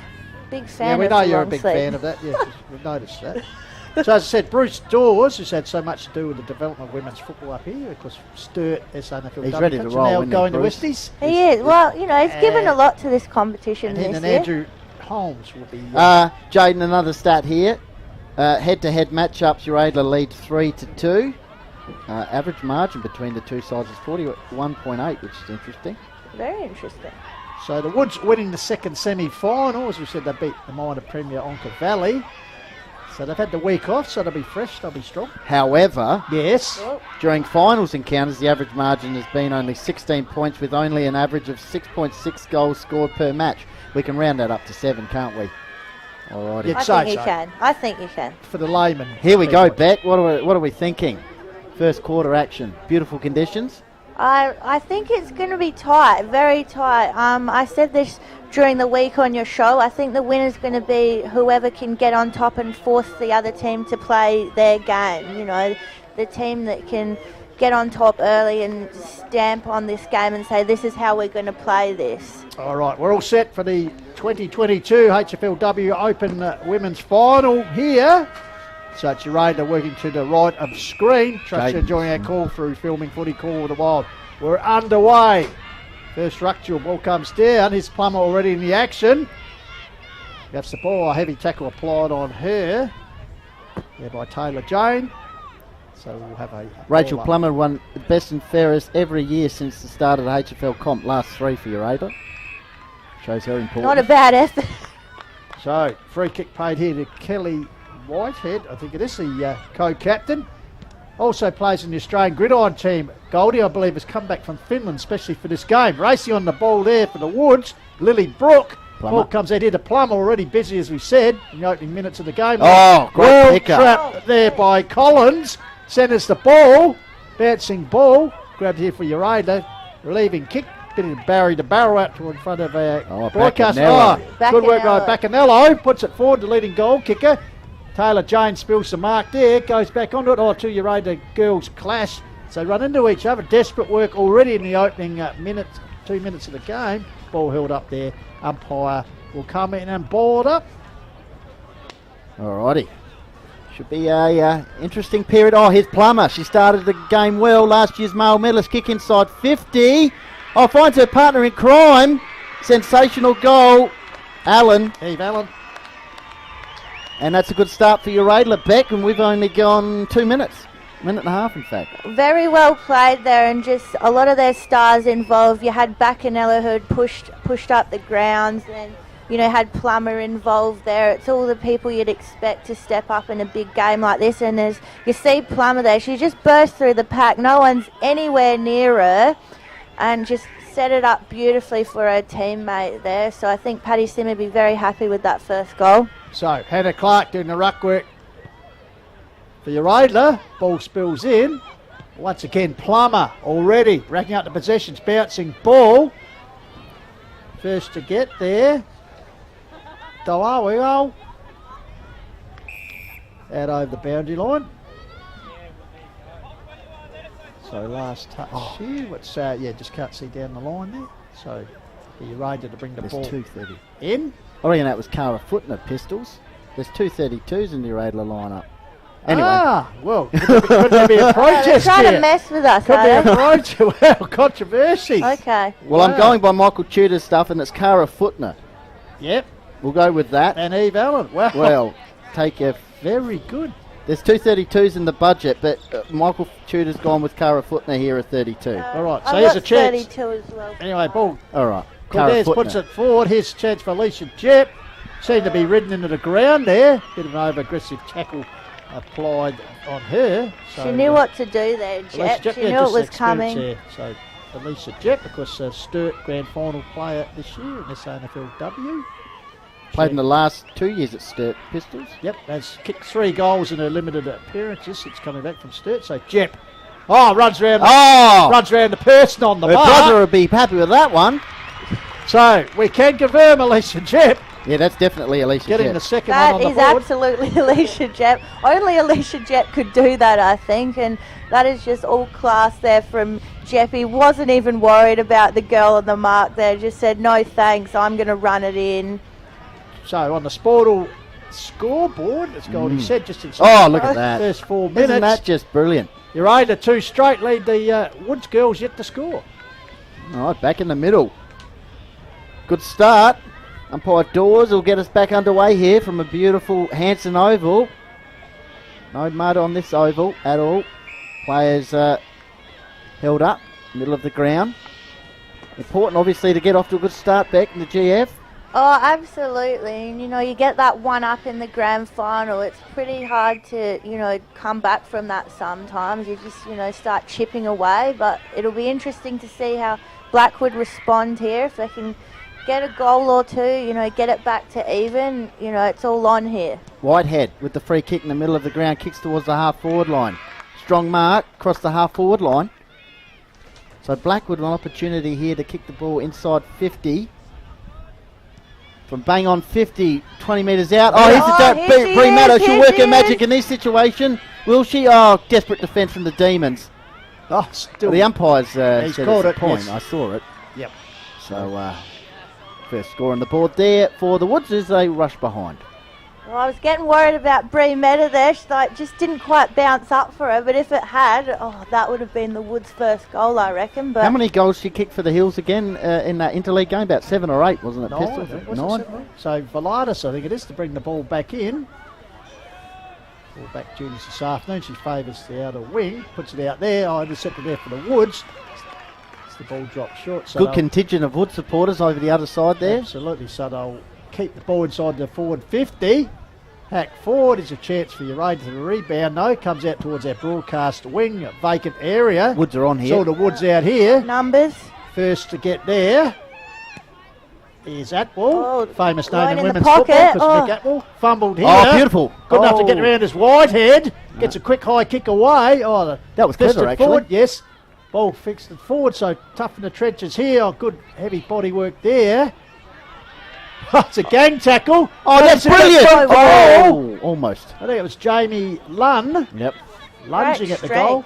Minor score results. Yeah, about 3 or 4 Demons hanging off at Beck, but still managed to get boot the ball. It was, and great strength there. Just, didn't want to be taken down. She said, nah, that's my ball. I'm going to keep going. She's nicknamed Jimmy, plays ice hockey for South Australia and a big goal scorer with a thumping kick. We could see that the way she had 3 hanging off ice hockey. Didn't need the protective gear for that, though. She's just gone straight through. All right, so the ball, there's another couple of dogs of the day. Kick forward by the Woods from Ramsey, but it's repelled out of the fence from the Demons now. It's on the wing. Contested football. Ball pops in. Here's a chance for Thompson, but she's a free kick opposite though for Uraidla, and it's going to Lawler. So Chelsea Lawler, Summertown basketball, I'd suggest. So like a lot of these girls, multi-skilled, puts the ball along the wing area. But drifting across and taking a mark is Rosie Thompson.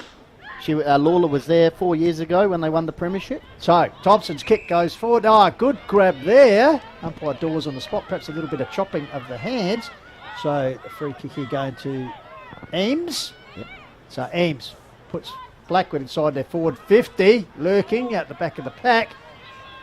Oh, tough contest around there. Absolutely.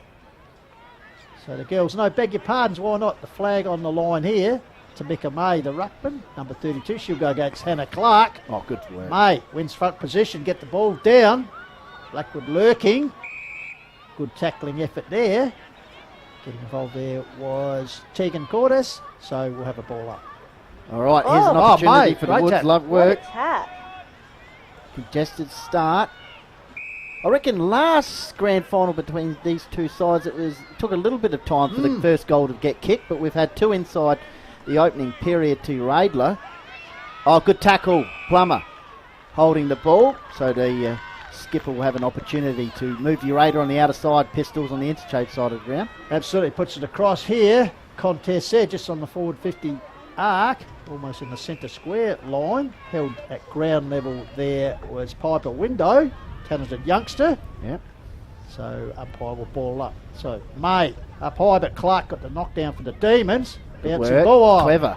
Soccer to forward cricket pitch area. Just got to pick it up here. First Got to a lot of there. space here, Yuri. Window, high kick. Bacanello's on. Oh, how's the bounce? Oh, cruel bounce. There's a chance Taylor Jane. Oh, clever little kick up the line. I was slipping over, but managed to get up, recover. The ball was Dhaliwal, sorry. Also getting involved there was Piper Window, already having an influence. Bruce Dawes and Andrew Holmes today doing the central umpiring. Adrian Muldoon and Dylan Cameron behind the goals for this big clash. So Thompson there doing the some good work for Blackwood. So once again, Rux Gabba. Thompson getting the knockdown. Ball held up in the pack situations here. And umpire will come in, umpire Holmes, and a ball up. So Hannah Clark High up was Thompson. Mainly got one in the face there as in that contest. Ball held up once again. Clark and Thompson will go at it. Trust you're enjoying our coverage. 10 minutes gone. HFLW Senior Women's Final. Yep, great atmosphere from Hanson Oval. Just over the last 5 minutes. Been a bit of a to and fro after Uradla out of the blocks with the opening 2 goals to Jep. Well, she kicked the second one. The first one. Well, here's an opportunity. Jep into the action. Kick into the forward line. Dangerous position. Oh, good defensive work. 32's bobbing up. By Jane. Might get our man Jane to just find out who 32 is at quarter time. There's 2 32s on the team sheet, but that's all right. It's a popular number. We think it's Footner. So, Thompson hacks the ball forward for the Woods. Intercepted there though. Good tackle. Was Carolyn Pillman. Should be rewarded for that tackle there. Yep, so good work there through the agency of Roland Fox for the Woods. Puts it out wide. Contested ball here is Plummer lurking. Oh, heavy body work there coming in strongly. For Blackwood was Roland Fox. So once again the ball up occurs. So ball comes down here, threading it forward. Contested ball. Got a little handball out there. Very It's good. Buccanello. Good smother. Couldn't get a kick away. Heavy body work there. Good strong work there by Kelsey Clare for the Woods. Oh. Still a live ball. Finally gets clear. Oh, good handball. Oh, not sure if that one was a handball. It's like a rolling scrub.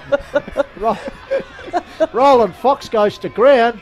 Just finally, we're going to have a ball up. A little bit of info on Roland Fox as Bruce Dawes comes in here. Blackwood local and junior, multiple times as interleague and zone player over the last few years, and she's studying nursing. Pistols and Beck. Well, she might come assistance the way that some of these bodies have been thrown. It's been very intense past few minutes here. Just bodies flying everywhere, hard tackles. Well, it is a grand final. No tomorrow, that's for sure. So Ruckjewel fisted forward. Plummer lurking. Ball goes past her. There's a chance here. Gathered by the Woods. Wing Air Knights again, another good smother. Whew. Ball goes back once it come. Bouncing ball. Solid attack on the ball there for the Woods. Take towards the boundary line. The crowd really getting involved in this. They're packed. It said like Footy Park in 76. They're spilling over to the boundary line here. And a free kick to the Woods. This may well be Sarah Hooper in the distance, Goldie. Yep, kick inside 50. So a couple of repeat forward entries for Uradla. Very congested over that side of the ground. Sunshine here at Hanson Oval. Great atmosphere. And Umpire Holmes very purposeful with that decision. Jep. And Jep, who's kicked definitely one goal. And she's on a tightish angle here. Of course, one of the best players in the Sturt League side. Hang on, she's got someone on here. Kick inside 50. Bacanello. Just couldn't quite find her. It's gone into the forward pocket area. Woods desperately trying to clear the ball here, and they do pistols. Yep, Rosie Thompson. Thompson clearing kick, but only as far as Rachel Plummer. She quickly spots up a loose teammate. Good body work there. Good clearance work there by Ramsey for the Woods. A little bit of a mud puddle there on what's usually a pristine oval here. Very good conditions here at Hanson. Ridden into the ground with a heavy tackle there was Velardis. Gets up rather gingerly, but she's okay as umpire Dawes. Bit of fancy footwork there as he balls up. So Clark hacks it forward. Ball comes out here. Velardis getting involved. Also at ground level trying to burst her way through there. I think it was Mansa. All right, Beck, we got 3.5 minutes left. How are you seeing the start of this one? Well, I think Uradla will be very happy with those 2 quick goals they got, because ever since then it's been pretty, much a 50-50 game. We're playing a lot in Euros 50 though, so high. They would be enjoying that. They probably just would have liked to have scored a couple more goals, but they've got the lead, so they'll be happy with this quarter. That was Kelsey Clare with the free kick. Puts it up here towards Thompson. With a vigorous play there. Bundled her Demons opponent out the way. Ball comes back here. Velardis there applying the tackle. Just a little bit of info on Kelsey Clare. Scored the first ever goal for Blackwood's Women's in 2017, playing for the under-14 side against Hanley Sharks. So clearing quick kick away there was by Tamika May for the Woods, intercepted here. good work by Gdansky. Mott got across the teammate there, putting the ball forward. Taylor Jane there in the sleeves. Co-captain goes to ground, ball held in there. So 2.5 minutes left in the first quarter. A pretty entertaining opening term here for the Premiership. HFLW Seniors Grand Final coming here from Hanson. As we said the last time they played, J.J. Heel style stat here. 1 goals 11. Blackwood to Uradler, 1 goal. Is that right? So we've already equalled the amount of goals from that game. So kick forward there by Hooper. As the ball disappears over the boundary behind the HFL flags. Just fluttering there. A bit of a gentle zephyr, I'd expect you could say, Goldie, Weber terms. Comes up here towards Thompson. And the ball goes out of bounds. Looks like he got the stats there. Jaden's got some stats, Pistols, as we head towards quarter time. Yeah, 10 inside 50s to 4 in favour of Uradler, dominating in that area at the moment. So Clark gets a knockdown. Quick kick away though by May. And a mark here for Blackwood. They'll quickly move it into the Swords 50. Ball drops short. Coming to meet it there. Ball bounces clear. Oh, good strong work there. Going to ground there was Gretel Ramsey. She's got support out here. Jep with the free. Is it? Jep. Looks like this Jep. Got to get the free kick. They want 50 as well. So the crowd really getting involved. Why not? Pleasant winter's afternoon here in Adelaide Hills. So Jep just chips it out wide. I think this is Pillman. Shows a bit of good work at ground level. Going back to Jep, who's run on in support. Puts it towards the forward pocket area. Blackwood defence come out. Quick kick back from whence it came. Pack situation. Buccanello getting involved there. Stacks on the mill, as you can see. So ball up will occur. So Beck, Stanley football, 20-minute quarters of course, so we're inside the last 3 or so minutes here. Yeah, well, I think it was only 17 minutes. Could be right. Yeah. Got 30 seconds left. Yeah. Woods kick it along the wing. Contested ball. Almost the mark there. Umpire Dawes saying no. Almost a great mark. As we head towards quarter time here, 15 seconds left.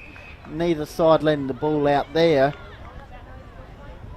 So, that'll probably all do us here at quarter time in the grand final, HFLW, unless there's a big kick forward. There we go, quarter time. Entertaining start, Beck. It has been. Your Radler really came out firing. They had some strong clearances early. Rachel Plummer was pretty dominant, so I think at quarter time they might want in Blackwood think about doing something about her because she's just been everywhere. Likewise with Alicia Jep, so a few headaches there to worry about for Blackwood, but I wouldn't be counting them out. They've still got 3 quarters to go, and after those first 2 goals it kind of turned into a bit of a slug between both teams. Played mostly down by your Radler's forward line, but good work from Blackwood defence not to let them score more goals, I think. All right, on the portal scoreboard, quarter time HFLW Senior Grand Final for 2022. It's Urada 2 straight, leading Blackwood with 2 behinds on the board. So we'll be back shortly to continue our coverage here live and exclusive on the Quarter Wild through Filming Footy.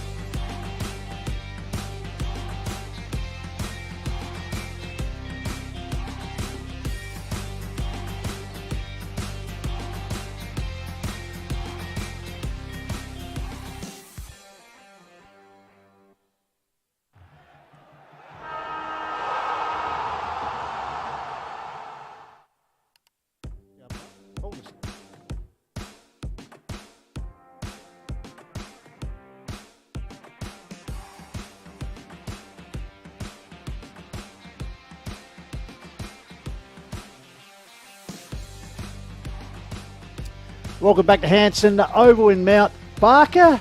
Quarter time of the 2022 Hills Football League Senior Women's Grand Final. We're just watching a few of the highlights there. Alicia Jep kicking the second goal for Uradler. That's their score at the moment, 2 straight, and the Blackwood Football Club are just on the 2 behind. So joining us here on the coverage today is past Mount Lofty HFLW Premiership player 12 months ago. So she knows what it's all about. Beck Northcott. Beck, pretty close, competitive. Just Uradler kicking those early goals. Just gave him a little bit of a break. So as you'd expect, the game will probably open up a bit more. Oh, absolutely. And yeah, as we said before the break, apart from those 2 goals, it's been a pretty 50-50 ball game.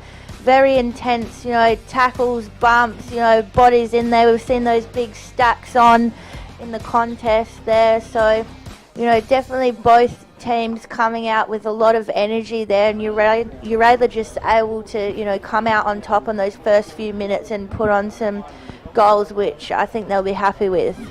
Well, they've already scored more goals than they did at the previous meeting when they only had 1 goal, Uradler. So obviously they have 2 on the board now. So you have to see if Blackwood can answer here. Kicking towards perhaps the slight wind assisted. And we see some smoke in the distance blowing towards the right of screen. So we'll see what Blackwood can do with their turn with the wind here as umpire Bruce Dawes holds the ball aloft. So we're away in the second term. Your caller is Benny Goldfitch. Yep. Let's see how we go. Second quarter action here from Hanson Oval. Immediately Uradler clearing kick forward from the stoppage situation. Ball hits the deck. Nice work there for Blackwood from Dallowell. Out towards the interchange wing side. And umpire Dawes is going to come in here for a ball up. Sunshine. Grand final day. Of course, these 2 sides met a couple of years ago in the big game. Clearing kick from the stoppage situation is Cortez, who played for Interleague and Eastern Zone rep and won the medal for best player in that. But it was marked in defence by Dallowell once again for Blackwood. Smother, I think that was Jep, was it? Could have been Piper Window. They look very similar. Similar in the bun department. Just as talented. Very similar look. 2 talented players, that's for sure, in this Uradler lineup. And the ball now half forward line for Uradler after they kicked the opening 2 goals of the match. And umpire Dawes has got a free kick here for Blackwood. Just defence holding up well here in the opening minute. So Tyler Attawell has said well-known name in women's football over at Blackwood. Mike, assistant coach today, and had a large part in this junior program for the women over at Blackwood. So well done to him. So Blackwood take along the scoreboard side of the ground. Pack flies. Plummer, Rachel Plummer there crafts a very strong mark in a contested pack. So the North Adelaide Premiership player will put her beloved Demons back into attack. Ball off hands there. Lurking, Jep lurking. Applies a good strong tackle there. Umpire Dawes in the vicinity. Says, I'll come and ball up. So you can see the Mount Barker Football Club tent, no doubt celebrating an undefeated season for the under-14 girls who won the opening grand final of the day. And it was Hardorf winning the previous under-17 grand final. But work the action in the main game now as the ball goes forward. Blackwood trying to grab the ball. Oh, heavy attack there on Zuvic. So she'll take the resultant free kick for Blackwood. Oh, hang on. And umpire Dawes on the scene here. A bit of dissent there, perhaps. I think, she threw it back to Bruce instead of to the player as well. Misunderstanding. So just lots of talented players all throughout the day here. Body fit kick trainer. inside 50. The back of the bus, not paid, must have been touched. Opportunity for Uradler to clear it out towards the interchange. Oh, not the interchange area, the balcony area. Of course, the rec centre here at Hanson Oval. The Hills Football League flags there. So looks like Blackwood an opportunity to kick the ball inside 50, centre half forward area. Good mark. Confident with the approach. Zuvic. Personal trainer. Goldipat had an ankle injury early in the year, so good to see her back. Long kick inside 50, right to the goal line. Pack forms. Blackwood desperately is Meta down there, looking for a bit of an opportunity. Held up.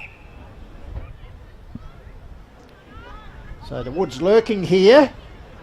Deep in their forward 50 here, so the chance for their first goal of the afternoon. They trail 2 straight to 2 behinds. Packed forward by the Demons. Good tackle. Good tackle applied there. Not anywhere. Just let her know about it there. So, Ruxgava. Thompson gets it down. Pillman getting involved there for the Demons. Oh, good strong tackling continuing. Of course, Bacanello. Bacanello, goal kicker, but she's doing all the hard work in the tackling at the moment, Beck. She's a great mark, kick for goal, and also in the North Adelaide squad Beck. So, here's a chance around the corner by Thompson. Gets a handball here. Relieved by the Demons, puts it out wide. Leading the race for the ball was Jep. Tries to toe poke it forward. Goes to ground, still has control of the ball. And umpire Dawes says no prior. So Elisa Jep just holding the ball in defensively there. So Ruxgava again. Knocked forward for the Woods. Strong tackle there applied by Gretel Ramsey. And she's won a holding the ball decision. So Gretel Ramsey will go further afield for the Woods. Low kick in front. Oh, Mark fumbled around the corner. Kick there by Eames. Hello, thanks for coming. Done it. That is bounced through. So Olivia Eames raising the first goal for the Woods at the nearly 5-minute mark, second term, Goldie. Yeah, under 17 player coming off injury in the final home and away game. Made herself available Thursday night and is certainly a game changer, Beck. Well, she's absolutely proving that point right now. You know, Blackwood needed to score while they were locking the ball down there to just get themselves into this game and on the scoreboard, and what a great job she's done there to finish it off. Back in the middle, can the Woods get another one to hit the lead? Oh, Hannah Clark. Is that in danger? Yeah, toe poked it, so free kick. So in the middle of Hanson Oval, opportunity once again for the Woods to go forward, half forward line. Raiders defence under a bit of pressure at the moment. Pillman involved, but it's cut off here. Eames, the goal kick for Ramsey, is it? Across the half forward line. In the middle of the ground now. Taylor Jane, kick forward. Blackwood starting to get some repeat forward entries. Good forward line pressure, but just a little bit too much there, and it's going to be Ureda with an opportunity. And it looks like Carolyn Pillman with the is ball, half net back baller as well, so she works the ball up the line. Good attack on the ball by Piper Window. Drives the Demons forward, across the line, and finds Jep. So Glenelg and Sturt combining there. Looks like a 50-metre penalty. Jep is off to the races as she charges up the field to take advantage of her extra yardage. So Lisa Jep now kicked the goal in that opening term for the Demons. What's on offer? You see big crowd in the background here. Gets the ball out to her partner in crime in Plummer. So Plummer, short little kick, looking for Bacanello. Oh, good work there by Dullawall. Holds the ball in. So good game of footy at the moment. Next goal very important, you'd suggest, in the second term. Ball knocked down. Here's Plummer lurking. Oh, has a little bit of a fumbles. Dispossessed. Ball comes out. Now a great attack on the ball by Collins. Gets brought to ball in the centre of the ground. Clearing kick there by Sarah Hooper. Only as far as Blackwood opponent Adderwell. So Adderwell out wide. Valatis brings it in. Oh, big clash of bodies here. Here's a chance for Clark. Goes to ground level to Ruck Girl. Bodies diving in there. Why not? This is desperation stakes. Here's Jep trying to soccer tactics and picks up the ball. Clever little handball up the line. Intercepted by Dullawall.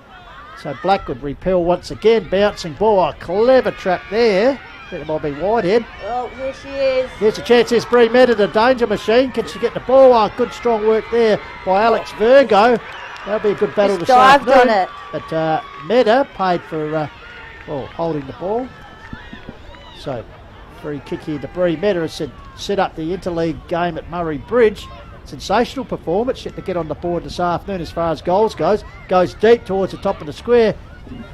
Ball lurking, almost slow motion there was Thompson. Oh, comes back out here. Goal of the day.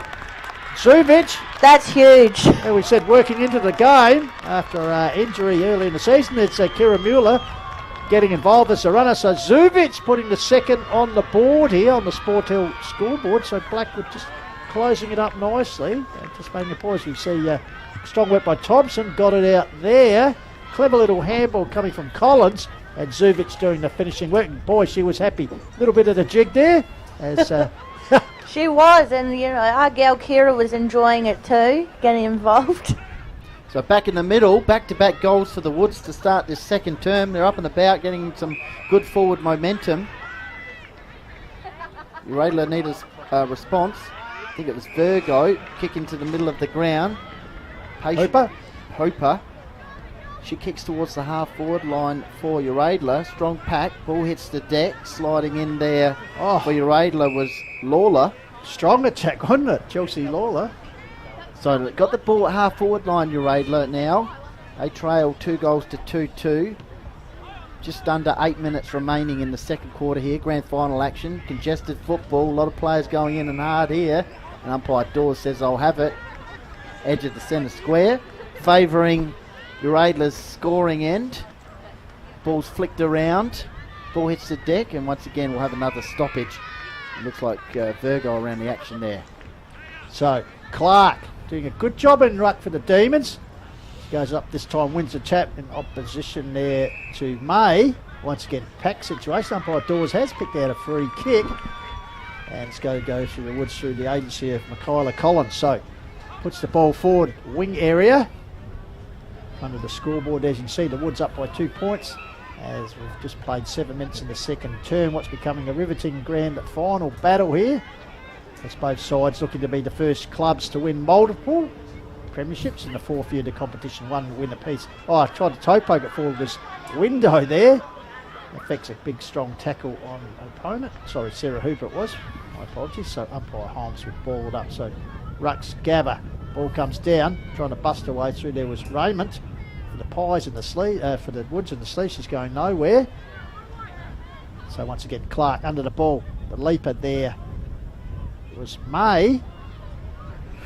Beck, 6.5 minutes left in the second quarter. Blackwood, good start to the second term. Your thoughts so far?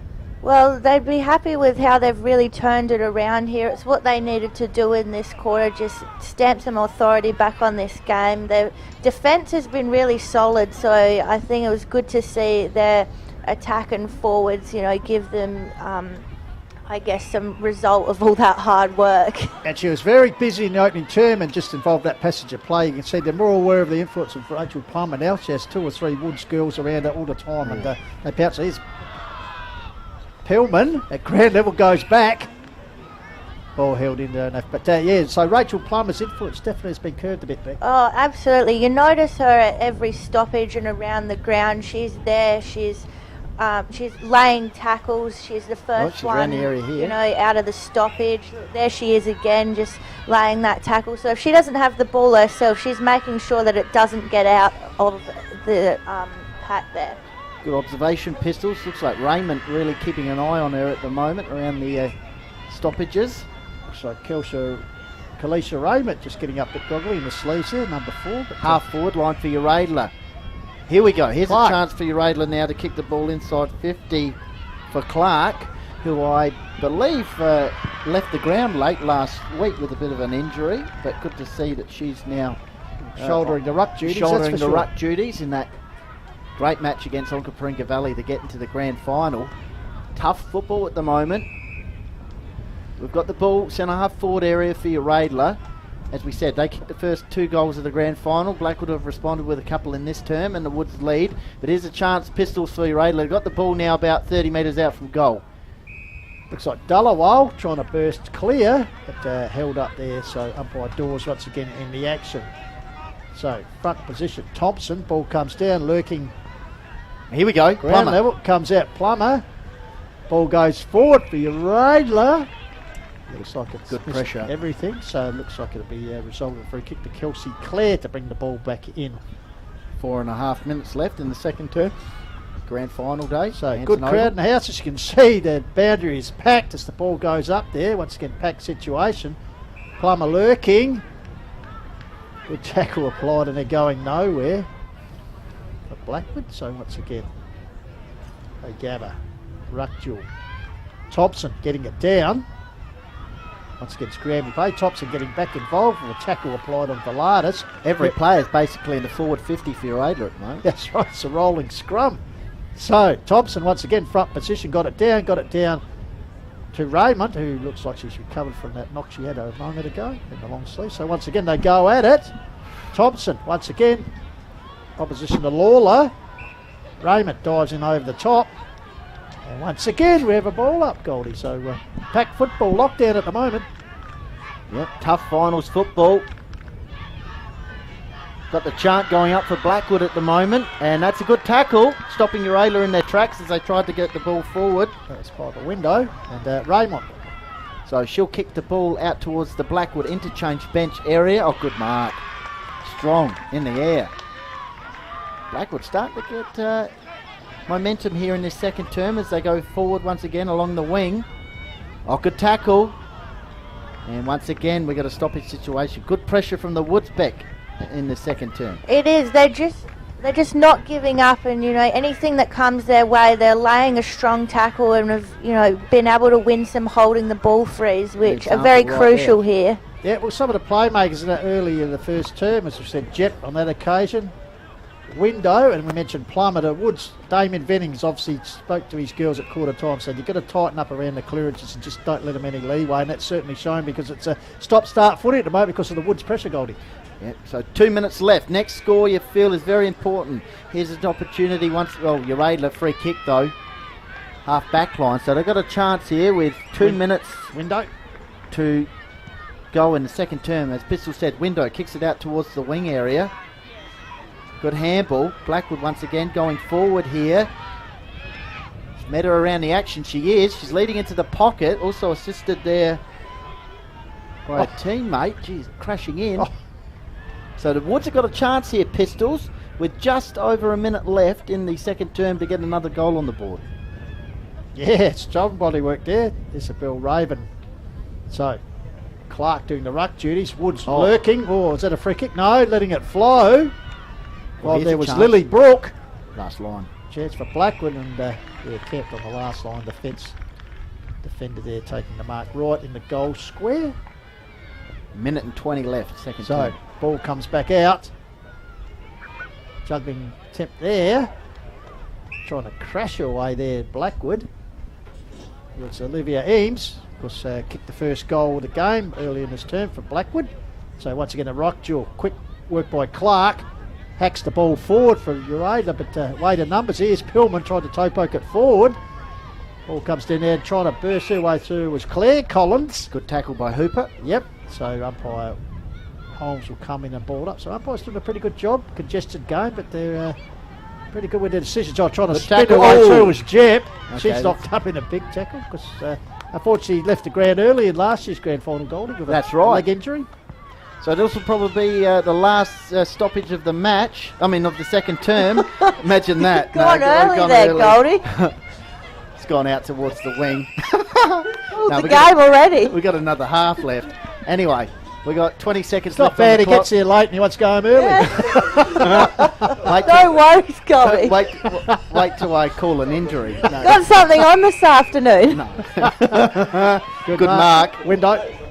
So Piper Window, you can see why she's highly touted, potential draftee in the notes here. And there it is, half time. Blackwood, good term. They lead by 2 points as both sides head into their groups. Beck, your thoughts on the opening half? Well, it's, gone both ways there, which you like to see. Your Radler came out strong, but Blackwood just absolutely weren't having that and came out in the second quarter and just put those goals back on. So competitive grand final can still go either way, and at half time we're looking at a really great match here.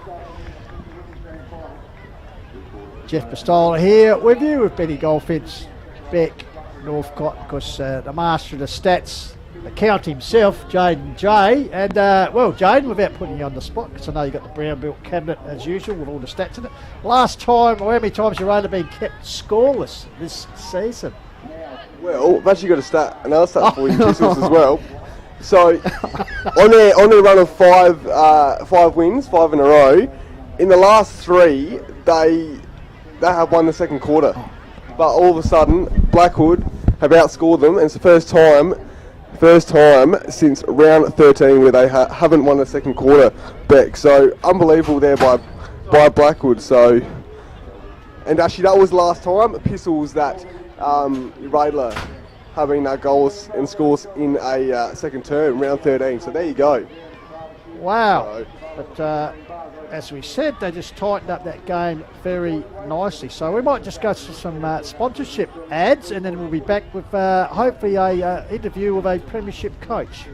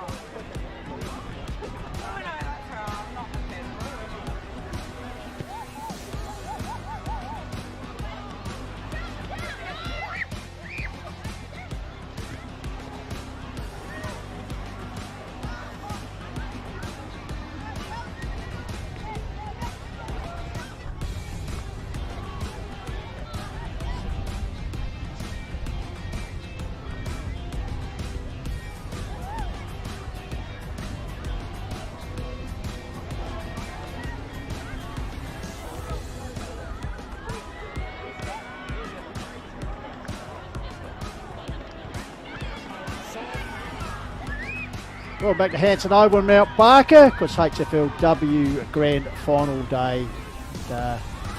Trust you're enjoying our coverage, coming to you through Call of the Wild, filming footy, Sports Interactive and Dartfish, and of course Closies and Archies, and also Sport Hall, their support here this afternoon. Now, we like talking to winners, so we might cross down here at half time. No, we're not talking about Jaden J.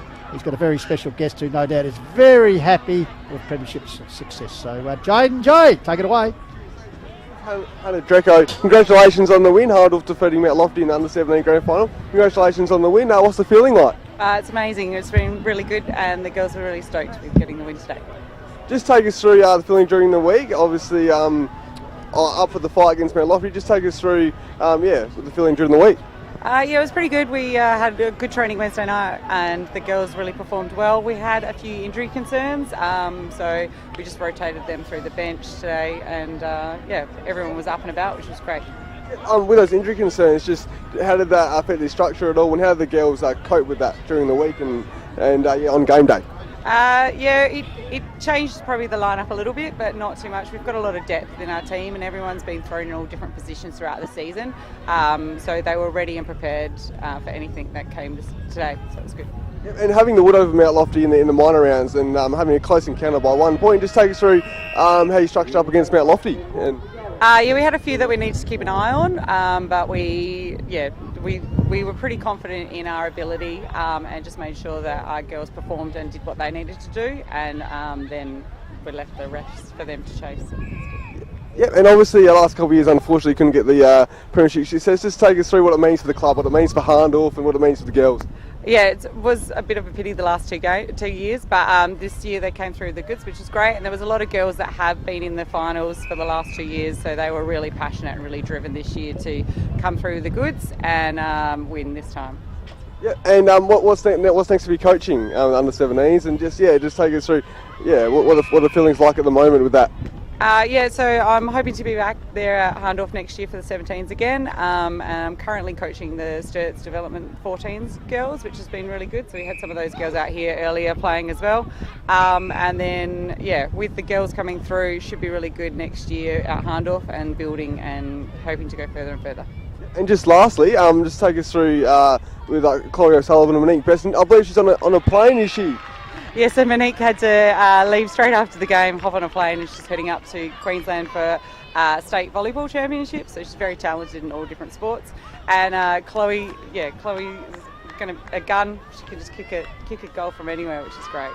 Awesome. Well, congratulations on the win, and congrats and good luck for the next year as well. Excellent, thank you. Back to you guys. Okay, back here live. We've had the resumption of play. 90 seconds have expired, and behind has been scored by Lydia Buccanello. Help her out, Simon. So very much thank you to Hannah Drecko there for her time, and well done to her as premiership coach for the under-17s for Harndorf. What a great season they've had. Lots of talented footballers out there today, Pistols. Absolutely. Sure. I was just watching you here while Jaden doing that great interview. Well done once again. Just the tackling, I was remarking to Beck Norcott, our special comments girl today. The girls don't muck around. They mean business with some of these bone-shattering tackles out there. Oh, absolutely not. I think the girls love tackling. I think some girls come in new to footy and a bit worried about the tackling, but I think as soon as you either make or are tackled for the first time, you realise that, it's not as scary as you thought, and after that you're just willing to go in hard for the ball and just take on the game, so it's awesome. All right, got a few comments coming out here throughout the day. Marianne McInnes, she was watching earlier, Harndorf. Tracy Matheson was watching. Troy Hocking was watching. Jenny Llewellyn, she mentioned Monique Besson, who, as Jaden said, she's a great sports girl. Now on the plane later this afternoon, represents South Australia and Queensland, co-captain the under-15 volleyball team. What a champion. Jules, now sorry if I pronounce this wrong, Marjanac. Shout out to my mate Angus Williams watching from his bed this evening. Go Woods. So good comments, keep them coming in on the Hills Football League Facebook page and the Call of the Wild Facebook page, and we're also on the Filming Footy YouTube. So Hannah Raven intercepting there, puts the ball back. Lurking there was Window. The Woods attempted clearance kick, I think that was Whitehead, the gridiron girl. Bit of a dedication came all the way there. back from Finland, and looks like she's taken one. Fantastic stories all day here. Yeah, some great all-round sports girls out there at the moment. So Whitehead just a little bit ginger, but she'll be right. She's a tough girl. She plays gridiron, but no helmet out there for her this afternoon. So Urada moves the ball forward. Providing a lead there was Lawler, ignored. Ball comes back there. Shane Whistle's enjoying the future Bruce McAvaney work of Jaden J. Hill this afternoon. Yes. Delivering the goods, Jaden. He started early this morning. Yoffo, he'll be up and about Richmond. So, yeah. So, ball comes down here. Kick round the corner. See the Angel voice. They just love you. Gretel Ramsey getting a kick there for Blackwood. Crashing through there. Ball Angel comes voice, back that's here. right. Hot in the kitchen here. Why not? Premiership up for grabs. 1 point ball game at the moment on the Sportel scoreboard. 14 points to 13 in favour of the Woods. Ball comes back out here. Handball fed out there by McCarter. Oh, she's comes here to Pillman. She preempted the free kick there. You can't really be doing that right in front of the umpire. They're always going to see that one, and I think we all saw that before it happened. So Pillman putting the ball forward. Here's a chance for Clark, the big ruckman, or a bit of a mung kick. Went to a teammate, tackled high. Bacanello, of course, leading goal kicker last season, and kicked a few this season as well. 19 for the Demons. Probably just beyond her reach here, Beck, but she'll kick to the goal square maybe. Oh, it's gone into the pocket situation. Oh, beautiful pinpoint pass. Window. The dangerous Window. You can just see the window catch that, Goldie, as you can see the HFLW sign here. So the wind, and I just know it's just getting a little bit overcast. Yeah, I was going to say that, as we said. I know you're the weatherman. She's known as a superstar, just turned 17, potential draftee by all accounts next season. Spent some time at Glenelg. And Shane Whistle will be very happy to hear that she's Here we go. She's a Glenelg player. Oh, look at that. Oh, it's right to the line. I thought it was going over the top. It's a dangerous situation for the Woods defence. Toe poke situation. There's that 32 lurking. And that's gone out of bounds. Yes, and Shane Whistle will be very happy to hear Glenelg representation, because die-hard Tiger. because she won the game last week, Pistols and She did, Beck, indeed. with the last kick of the game. So Thompson just fists it through for the Woods, concedes the point. So in the trend of recent Call of the Wild games, 1 point boys, ball it's game. a ring-a-ding-ding thriller. It's all locked up here, 2-2 apiece. So kick in for the Woods. Seems like majority of the scoring, well, all the scoring's gone down this end of the game. We've had all 4 goals towards this end of the ground. Even though Blackwood won the toss and kicked to the other end of the ground in the first game. Actually, you're right. Goal umpire Adrian Muldoon at the other end. He's got no action. He's actually leaning next to post. He's got to stay on track though, Pistols, because the last thing you want is to forget what the score is. He's doing a bit of Andrew Huxter work as he hasn't moved. Window is certainly stamping herself on this third term at the moment. Jep lurking in the pocket area. And it's going to go out of bounds, is it? Yes, eventually it does. Beck, your thoughts? We've gone 7 minutes. We haven't had a goal on the board yet. Scores are level, though. They're looking very dangerous here, though, you're right. As you said, Windows popping up. Here she goes again. And, Good tackle. it is important. We've recognised Plummer and Jep as, being the dangerous ones. But if someone else pops up and starts giving you a headache, that's a nightmare for the opposition. Dare I say, Beck, is the window of opportunity open? I believe it is, and there she is again. She's everywhere, and I think if, the window gets too wide, there'll be some scores on the board. Well, she seems like a potential match winner here for your Radler. Jep. Well, you win it once, you could win it twice. Just going out early. Here we go, third term, 2-2 apiece. It's a cracking contest. Right on the boundary line. That came off of your Radler shin there. Yeah, Whitehead. Looks like she's recovered from that. The Sorry about the flapping HFL banners the there. weatherman, can't you organise something? Mark Yates will blame him. He's put them there. I reckon the wind's picked up to about 30 clicks now. Here's a chance for Blackwood, half back line. Desperately trying to clear it. That's Valatis, I think, maybe at ground level. There, rolling scrum there. 9 minutes left in the third term. Scores a level. Hooper and Pillman giving no yardage there to their Blackwood boat. So Clark in ruck. The leaper there was May for the Woods. Bouncing ball. Congested footy once again. Held in there. Oh, Jaden's eager here. Sorry, I was wondering why it was... There we go. Lurking. Yeah, in the last 6 games, your Radler has won in the third quarter 5 times. Our last 6 games as well. Obviously, had a great third quarter against Onkaparinga last week, getting themselves back in the game. So, and your Blackwood has lost the last 2 third quarters as well. Oh. So here's a chance for the Woods. Pouncing on the ball was Ramsey. Gets a little kick out wide to the flag flank. Flag flank. He's getting a lot of work in this quarter. It is indeed. So ball up. Be Clark. And May. That battled pretty well in the ruck duels this afternoon. So calm before the storm back. Maybe. I literally. think literally and figuratively on the ground here. I think something's about to blow in this game. Someone's going to burst out and score here. It's just a matter of which way it goes. Well, the ball's been on this wing for a long time. Maybe the moment might line up with the impending downpour. Cometh the moment, cometh the woman. Yeah. That's it. So Clark in ruck for your Adler. Against May. May toe pokes it forward. Was that in danger? Yes. Here we go. So the resultant free kick will go to Elisa Jep. Jep kicks the ball. Half forward line for your Radler. Beccanello put the mid up. Goes in again. Oh, brilliantly done by Beccanello. Galloway there. Just, They've had a great battle today, those two. Been on each other all day and just really had a great one-on-one contest. I'm enjoying it. So, your Adler from the stoppage situation. Dalloway, I thought, got on top in that second term in the defensive unit there for the Woods, but Akinolo looking to get into the action here in this third term. Once again, screen up on doors, circling, looking for a clearance, but it's not going to happen. And of course, we've got to thank Closies for their support of their this afternoon's telecast. Just to enjoy. Everyone's just Andrew Huxter-like pistols around the ground here, just keeping their eyes on the game. They're engrossed. Yep. Even the guys on the roof, the coaching dugout over there. So free kick to be taken by the Demons. A good kick. Out wide. This will come off. I think it's Alexander Virgo. Gone out of bounds. Oh, you jinxed it there, Goldie. Not out of tarmac. That's a nice setup in the back of the hats back there. Just very country right at the footy. TV and the fridge in there. That's all you need. They'll have this live stream going, surely. Well, absolutely. So the Woods to bring the ball. Especially with the scores as it is. 2-2 apiece. That's scores right. are level. It's a ring-a-ding-ding, which we love. Oh, heavy work there. Oh. Blackwood get a toe poke, kick out forward. Oh, back into the flank. That's the last touch. It is the last. Bruce Dawes got a big smile on his face. He's enjoying it out Just there. enjoying himself, Bruce. Well, he's umpired in most rounds that I'm aware of this year for the women, so been heavily involved. I see he wasn't heavily involved in giving you any votes in the middle. Beck. Well, yeah, I'll have to discuss that with him. I know you're a team player.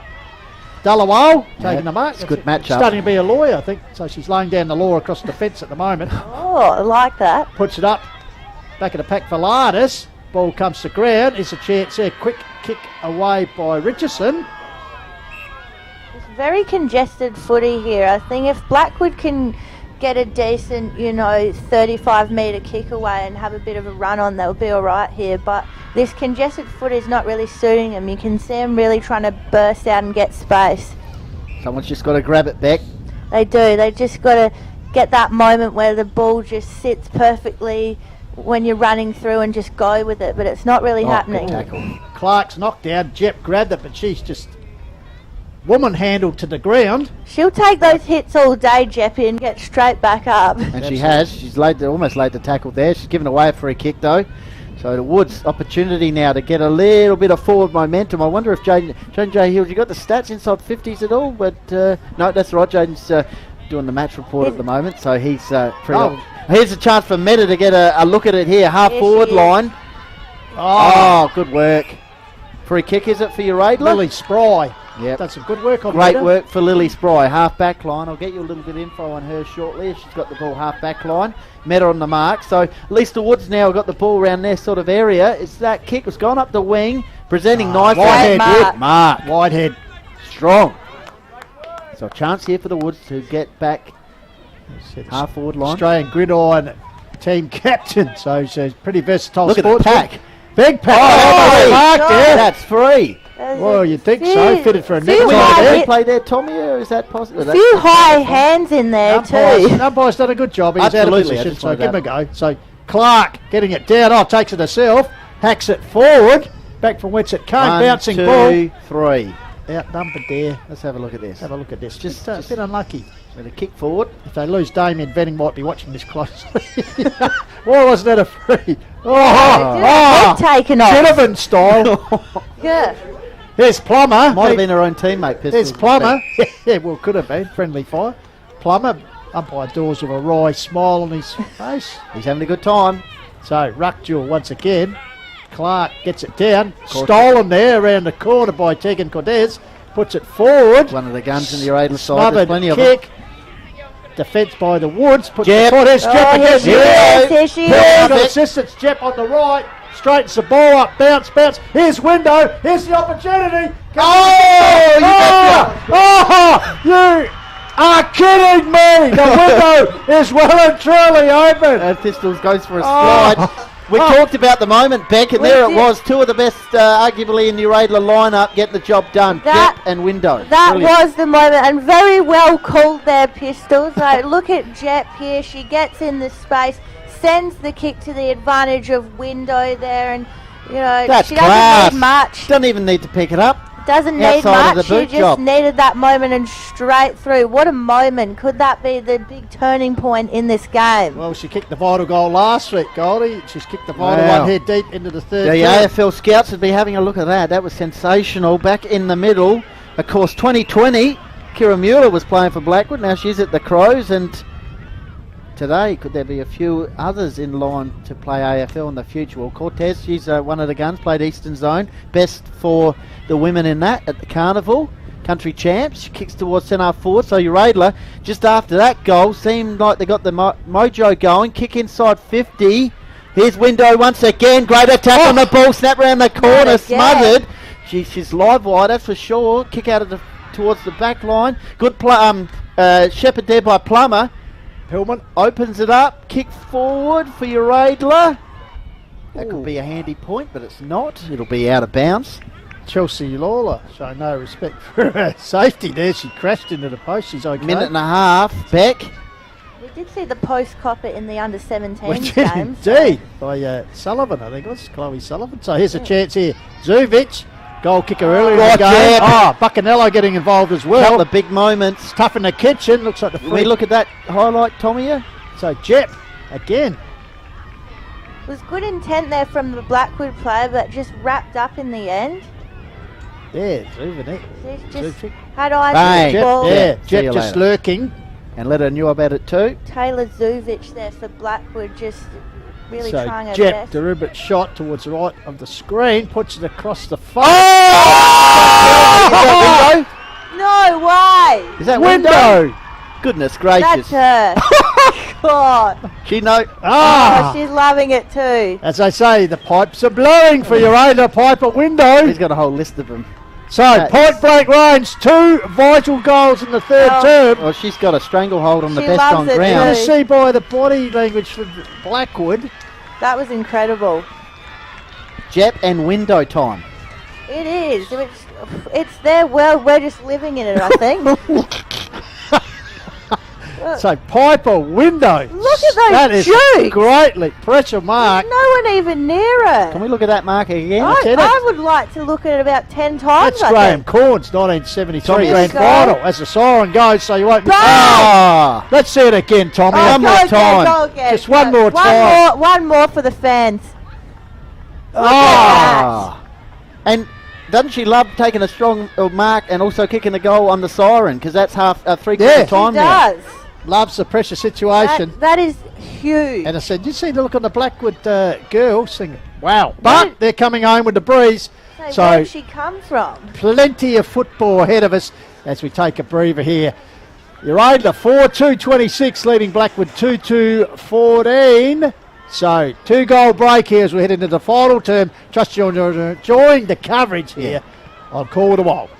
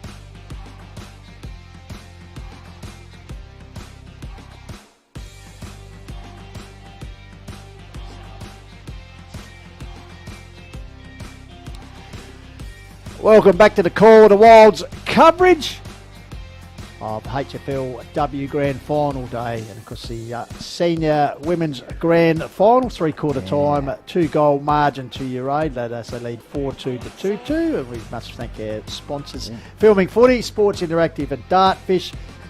Sportel, best scoreboards going around. And for today, Closies and Archies for their valuable support. So we thank them all. And we also thank... we'll just get to Goldie in a minute. A few messages coming in, but great to see a lot of people enjoying the stream. So as we probably see on the screen of the stream, It's probably a little bit lighter than it that a actually is Labrador? here at Mount Barker. That's a Oval. giant dog out there. Yeah, the dog of the day. You could ride that Massive. one off, Goldie. So just going through the scores for your aid, goal kickers. We think it's Allen or Footner. We have to confirm that. Jaden's But, coming back also, in. Jep and Piper Window lighting up that third quarter were two of the best goals. Can we just see that mark again, Tommy? Is that ever possible? seen in any grade of You football? got that save now, Tommy? And for Blackwood, Ames and Vujovic. So all set here for the last quarter. Blackwood coming home to the right of your screen with the wind assistance. Here he is. Just one more time. One more. Bang. Oh, Window please. time. So interesting to note that a goal has not been scored to the left of the and screen in today's game. So Again. Blackwood coming home with the wind and a wet sail. So 15 minutes until grand final premiership celebration. So up they go. Ball comes down here. Initial advance by Ureda, chopped off here by Blackwood on diving in over the top there. Gutsy stuff. Oh, look, the old Kudafidi style. Bacanello gets out to Sarah Hooper. Pass, Mr. Ferris comes out here, and here's the Phantom 32. I won't go for the highlight yet, but Kudafidi's like there from Bacanello, just grabbing the the ball with one mitt. That was sensational. So, the Phantom player, she kicked the goal. 32, no one's on the mark. Either Oh, yes, Footner there is. or Allen. Because two number 32s out there. I'll tell you good. what. Yeah, Could be an interesting point, though, Goldie. they're clapping it, so And they're that's happy with the point. First score to the left of screen for the whole match. That's why they're clapping the point. I understand now. Up in the goal There then. you go. So, Lynn Heinen, she says, go Jojo. So good stuff there as the Woods desperately need a goal to start this third term. They trialled by Fourth term. 13 points. Fourth term. Oh, sorry. That what, window fourth term? again? It's 4-3 window to with the 2-2. jukes again. She's unbelievable. Kick inside 50. Bacanello around the Cortez. Cortez. Just Tegan Cortez. stand I was in the looking for basket Bacanello, there. but at the back of the bus. And of course, first year player, but just an absolute jet. Plays midfield. She got best for the Eastern Zone, as I said. Country champs. She's been recruited by North Adelaide for next season as well. That's how if she kicks this, Mum Rachel will be getting very, very happy. So, Cortez. Oh, no, she's had the free kick, so we'll go again. We'll try again. Same spot. So, here we go. Restate. Look, I just wanted to have another crack at it. Just take your time. If she Yeah, gets some they're coming advice around there from and, a couple of the superstars. see Plummer and Window just saying, settle down here. Give yourself plenty of room. Yeah. Clear Yeah. the woman on the mark. Yeah, that's the aim. Take Maybe it through go it, Beck. around it, Jep style. So, here we go. That's a good tactic. Yeah. Here we go. All Take two. Tegan Cortez. Rachel. Oh. She'll be happy with that, though. Minus score. So, two. Positives for Ureda. They've kicked the only scores at that end of the ground in this match. So, Handy break, it 14 is. points. So they've got to kick 3 goals to win the game at this stage, Blackwood. So Taylor Jane runs out of the square with the ball for the Woods, puts that towards their broadcast. Okay, here we over the go. back. Here they go. Will it sit? Yes, Gotta it go. does. Oh, good. Great smother by Pillman. Carolyn Pillman leads in the race right in front of our country. clever. Oh, taps the ball over Great the line. desperation. Was that last touch umpire Bruce Dawes? He's not even looking Perhaps at he's it, looking Bruce. up. That's for... Guys, Bruce is so in the zone right now. Bruce might want to go upstairs to James Davis to get verification. Their captain. score review. So here we go. Thompson in the ruck. Ball comes down there. Good work by Here we go. Whitehead. Oh. Gets it out to a teammate who's bundled over the line. Piper. Window is looming. So once again, umpire Dawes will come in and smile for the camera. I'm enjoying the play being over here, It's actually. it's Getting right the in front of sounds us the here. Now we get game. another chance. Here we go, right Yeah, in front of us. We're getting the, Umpire sounds of the Dawes game knows here. exactly. He's on camera right He now. loved it there. He Yeah. Give us a smile, Bruce. Yeah. He's got the Get socks those angles, beautifully Bruce. up to the knees. All right, ready to go. Here we go. Rucks go at it. Jep. Just happy to go to ground, soak up a bit more time. Got 13 and a half minutes on the clock, 14 points the margin. Uradler up and about. Oh, Thompson up Good high. work. And we've got a stoppage coming up shortly. Oh, Piper done Window from with the Whitehead. tackle. Blackwood worked the ball along the wing situation. Ball level. Ground level. Here's Window once again. Just extracts the ball and does an inside-out torp into the middle of the ground. It's a race in 2 here, Pistols. Yep. Claudia Cock fell Cortez. over. Oh, great desperation there, diving on the ball Cortez, I for think. the Demons. Yep, good pick up there. So right in the centre of the ground, hacked forward is a chance for Blackwood. They've got Good to get a work, move on. Plummer. Oh. Dispossessed there is Plummer, starting to get some vital Jep. touches. Jep kicks smothered, comes out Cortez. to Cortez. Cortez goes forward, loose ball. Here's a chance, 32. looking for support. She's dispossessed. Got support there. In the back. Taken high. Could have been Sarah Hooper. Yes, it is. So, as we said, past best and fairest in the league. Of course, her brother winning the male medal. So, pretty talented family. So, Sarah just nurses it. Oh! Shot. Strong mark. Good mark taken. And I think this is Dallawale. Should be one of the better players for Blackwood today. Yep, there's Adrian Muldoon getting involved in the background. Their goal umpire. Ball comes out here. Here's Plummer. Stripped of it. That's holding the ball. Yes, illegal possession is called by Bruce Dawes. Alrighty. Blackwood need to get a wriggle on quickly. Kick up towards the wing. Whitehead. Almost a mark there by Whitehead. Oh, good tackle, is it? No, umpire Dawes said not so. So, Whitehead unloads an inside-out torp along the boundary. Has that gone out of bounds on the fall? Not too sure because we've got the HFL flags right there. Flank again. Umpire Dawes says it's a free kick, though, for your Radler. So, they've got the clock down to 12 minutes here, Pistols, with 14-point lead in the grand final. Looking for their first flags in 2019. Yeah, very nice falcon there from Blackwood. Girl goes back and gets the ball, hacks it forward.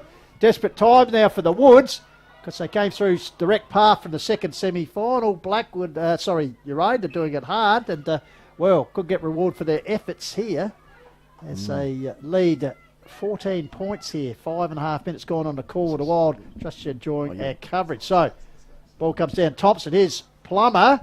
Clark, the ruckman, in there as well. Goes at hands and knees style. Well done, Hannah Clark. So, holds the ball in there. And she'll give it back to umpire Holmes. So, Thompson and Clark renewed. Leaper was Thompson. Ball comes down here. Good favour Urade. Close to the boundary line was Alex Virgo. So, umpire Holmes, once again, the ruck's at it. Good Thompson. work. Fisted forward by Clark, though. Taken there by Michaela Collins. Ball held into her, so once again the rucks will go, and Urade will just be loving this Beck Northcote, just that lockdown play that they love so much. Oh, absolutely, and yeah, that's it. That's how they love to play. Whitehead, they get the numbers in there. It's all tackles. It's all just congested footy, and that's all they have to do now is just hold on to this lead. So if they can just keep this style of play going, they don't necessarily have to keep putting scores on the board. Fantastic achievement if they get up, coming from fourth to win the premiership elimination final. So out of side wing, a lot of the play in this quarter has been on this side of the ground. Plummer with the tackle once again. Whitehead. Similar time last quarter, we called for a bit of magic and we got it with 2 goals. One from window, two from window, and that effectively has got your Adler in a strong position here. Plummer. Good tackle applied there by Claudia Kopp. Yep, so Plummer. Ball still on the wing. Clock ticks under 10 minutes. 14 points the margin. Urade leading in the grand final. They both met in the 2020 decider. In that occasion, it was Blackwood. They need a wriggle on. It's just rushing through and a good tackle. Is that window once again? Unbelievable. Yeah, Eames just strong attack, but equally strong was Piper Window. So as Goldie called, wins the result and free kick for holding the ball. So Window, all the time in the world on her side, goes long towards half forward. I was going to think it was going to contest the mark. Here's Taylor Jones. She's locked up in the tackle. Going nowhere. So the moment has come. Beck Northcote for the Woods. As I said, kicking with the aid of the breeze yet to get on the board in this quarter. Good work there by Thompson. She's battled well all day. Would be high on their best, I'd suggest. Going to ground. So umpire Holmes will come in and ball up. So Kira Mueller in the background, top right hand of the screen, just shouting instructions. Comes out here. Cortez pumps it forward. Urade gaining valuable ground here is Taylor May. Takes the ball, but then she's set upon by a couple of demons held in there. So the big crowd, Blackwood crowd in the background, just a little bit tense at the moment. Beck, your thoughts as we head towards 8.5 minutes left? Well, I think your Radler's definitely in control here. You know, that third quarter has really set them up here. And here goes Plummer again, just bursting through. Cut off nicely by the Blackwood defence there. But your Radler have really, put their foot down in that third quarter to set them up here when really all they need to do is just defend the lead. Taylor Jones kick out, but she's picked out Carolyn Pillman. Who takes the mark. Where's Window? Sends it back in. Buccanello. Don't worry about Window, we've got Buccanello. Well, it wouldn't be a Radler win if Buccanello didn't get on the scoreboard, would it? 19th for the season. Has yet to get on the board as Beck Northcott suggested. So right behind her, once again, James Davis down the barrel of the camera. So the Left-footer. camera will tell the tail. She goes out with the arc. Ooh. This could be the sealer. But another handy point, Goldie. Only 3 behind scored for the term have all been at the left-hand side. Blackwood have not ventured forward much at all as they chase down this lead. So 15-point margin now. Alrighty, Blackwood desperately need a goal. All the players basically in the forward half of the ground for Uradler. They're happy to lock it up for a little time. Oh, is that holding the ball? Umpire Dawes lets it go. Lots of tackling, good pressure. Half forward line, Uradler. Some real game breakers for them. The Blackwood faithful in the background, perhaps staring at a second consecutive grand final defeat on Sundays, because Nan Bremer winning the C-grade grand final last week on this very ground against the Woods, and now the Woods girls staring down the barrel. Half forward line, Uradler. Is that holding on? Free kick. All right, so here's a chance for the Woods. Got a Ramsey free kick there, Goldie. Ramsey, half back line. Got to move it quickly here, Blackwood. 6.5 minutes left. Directing along the wing. So Ramsey will kick it towards the interchange bench area. Low kick finds Meta. That's a mark. That's 50 as well. You'd think so. You know, she's taking the mark. Definitely a mark. Yeah, long way from home though, Bree. But well, the extra metres will be handy. So Meta kicks the ball towards the half forward line. Opportunity here for Whitehead if she can collect it. Plummer, good tackle. Whitehead gets the kick away, and she's found a teammate here half forward line, just confidently going back, getting a bit of advice though to kick it. She does eventually. Ball bouncing around inside 50. Radler looking to clear the ball, and they should hear pistols. They do a Oh! heavy takedown there. That's a card, isn't it? FAG, umpire Dawes on the scene, and the Uradler girl. Wow. In a world of pain at the moment.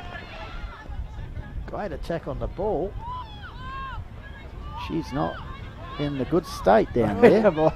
Let's have a look. That was a hard hit. Whitehead perhaps coming there. As you can see in the background, she's still down, but meanwhile, ball goes up. Who could it be? Window. Unbelievable Has performance. the window closed She today? got I think it's cramp. been open all day. We've got window here, and we've got a bit of pain back for a teammate. As the ball Jep. goes forward. Oh, it's Jep as well, pistols. Okay, so Buccanello around the corner, bouncing ball. Woods get there. Dunaway, I think it was, bouncing ball up here. Eludes Buccanello. Coming in there, working hard. Yeah. It's Hunt. Jep leaving Close the to ground at the moment. Looks like a little bit winded, perhaps. She just can't see out the grand finals, can she, in the Hills League? Of course, SNFL grand final for Sturt, but I hope at least she's all right and be able to celebrate a bit later on. So Thompson, over the top was Clark, got the ball down. Clark follows up at ground level, the ruckman. Window was just using her opponent there to stretch out a cramp. Really? Just leaning on? leaning on. Oh, well, a friend in need.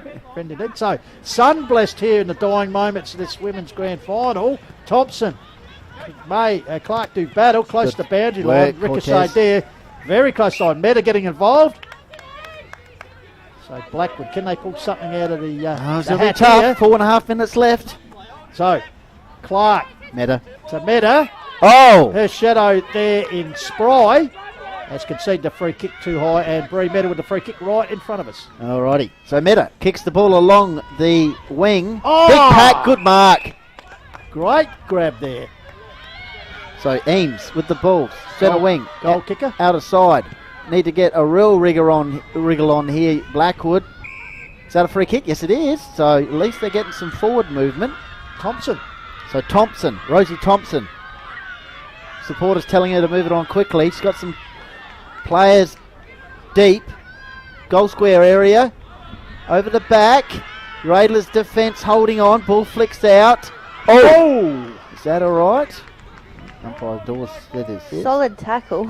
Yeah, Velardis. Dangerous Okay. position. Beck, 3 minutes left. I need a goal here. Oh, absolutely. If they But want, they've got to kick 3 to win the game, team. So It'll be very it's a tough. big ask at I'm no this point in the game. Nostradamus, but It's near on impossible, especially now. like the one-legged man in a certain contest, I'd suggest. I think you're right, Pistols. So Demons bring the ball forward. Thompson in the box seat. Puts up the Dukes. Couldn't hold it.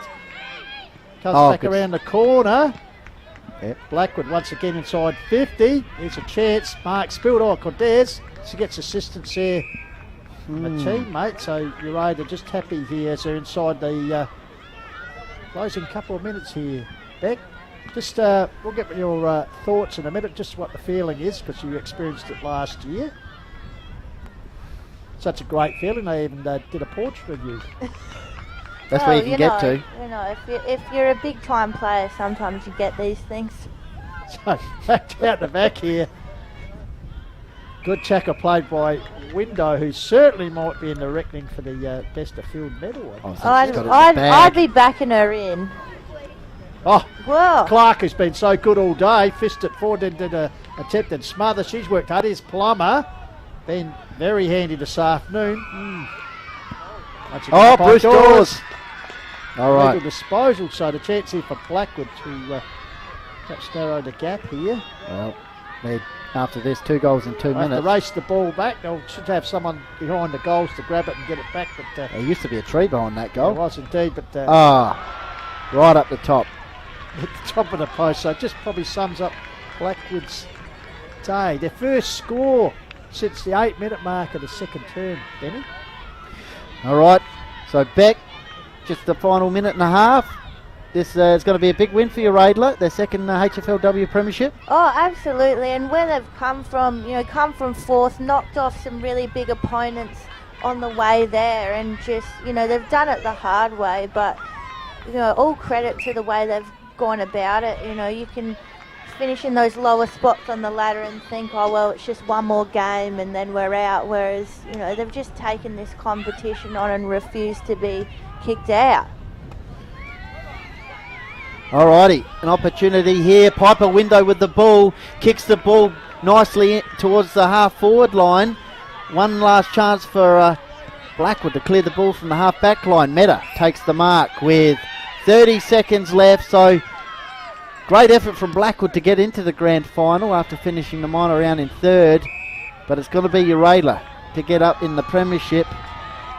These two sides, as I said, met in 2020. On that occasion it was Blackwood. Today it's going to be Uradler Pistols with 20 seconds left.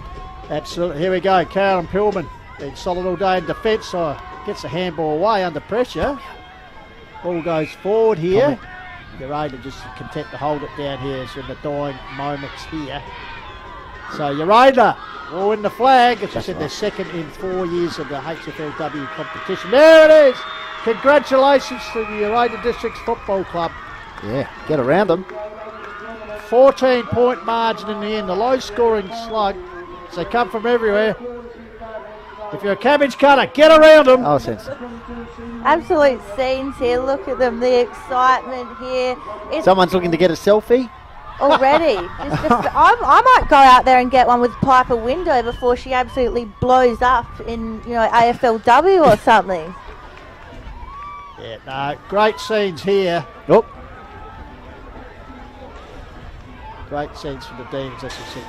They certainly probably know how to celebrate. There's Piper Window just at the right of screen. Signing a few contracts. Yes. Yeah, I might see if she wants a manager. Oh, that'd be right. Misses 60%. Yeah. Oh well, Colonel Tom. Get her to sign it while she's excited. Yeah. But, well done, Uradler. Yeah, I mean a great win by Uradler. As I said, come from fourth to win the flag here. They were strong all day. Been, just an amazing game. Really took it to Blackwood here today, and they absolutely deserved the win. Yeah, we just thought the momentum they had getting those SANFLW players back. I think you're restricted, obviously. Beck would know more about this and how many you can get back. 4 or 5. I suppose you can bring the whole team back. But, no, you can get. So if they're home club players similar to the men's, you can have as many back as you want. You can't go out and recruit hundreds of SANFL players. You can get a couple of extras, but they're just lucky to have a few players who have come through the ranks at Uradler and can enjoy having them play back in the side here. But very exciting moments here for the players. Everyone's all up and about. It's kind of surreal at this point in the game. Everyone's getting around you. It's all happening. A lot of positive energy. You can see all the girls getting around each other here now, getting the photos. These are just really good memories you have in footy. Got the stage out there as well, Beck and Pistols. Yeah. No, it's just so proud. I know you get it at obviously men's footy and everything, but the mums and dads, the sisters, the dad, women's football just brings a new dimension or something different to it. In the celebratory great situations. energy. Oh, absolutely. It's really great energy. Good vibe, Pistols? Yeah. Well, I describe footy as good vibes for sure. You get your... I've had friends who don't necessarily watch, footy or AFL come out and watch me play footy. And Understandable. Well, I don't blame them, but we see here now you're really enjoying the song, and it's quite a unique thing to footy. Standing around singing the song like that, and you come into footy, and it's just another thing that you get to enjoy as being part of a team, and it's nice seeing them all here together like that. A few comments here for Beck. Amy Lee Cherry. Oh, Beck Northcote, literally in your element. That's Amy Lee, who's has played for Nan, I think. Amy. Okay. There you go. They're enjoying your work. Oh, well, that's good. There's no doubt about it. You create a bond for life as you're linking a chain that's won a premiership. So these girls will have that for the rest of their life. But, who knows, they mightn't have finished yet. As I said, 2 in 4 years. And with the youth and everything in their team. Don't go anywhere. We got the post-match covered here. I just asked you, Beck, stay with last year, because when the Devil girls got it, did you, about midnight, you made your way into Goat Park and formed the circle and sang it again? Or was team song? Oh, look, there was a lot happening at that time. There were still some restrictions on what you were supposed to be doing at the time, so I don't want to implicate anyone in any crimes here. No. But no, there was definitely a lot of celebrating to be had. I do envy your Radler being able to celebrate with basically no restrictions, so good on them. But honestly, it's just a very happy time, Like you said, it's a bond for life. It's something you can always go back to year after year. You can have your premiership reunions and that kind of thing. So, you do get to celebrate tonight, but you do have that memory ongoing. And of course, while we're focusing on the winners, of course, we must pay tribute to the Blackwood Football Club. Very good season. They're, as someone says, they're hard enough to even get into grand finals, let alone win them. Oh yeah, and they were a That's great I've been side. swept off my feet. we played them in the first final, and they absolutely took us to task. They're a great side, led really well by Damien Venning, who is a great football bloke. Just their junior program they have over there is just fantastic. It's a lot of the strong clubs in the HFLW have those good programs. We talk about Mount Lofty because absolutely. Well, as we talk, not in HFLW but the SNFLW teams in underage have those Mount Lofty. Similar to Blackwood, we've got teams all through the age groups from under 10s, under 11s. 13s, 15s down in the Sandful, and I think we'll always see Blackwood up here and around the mark because of the strength of their junior program.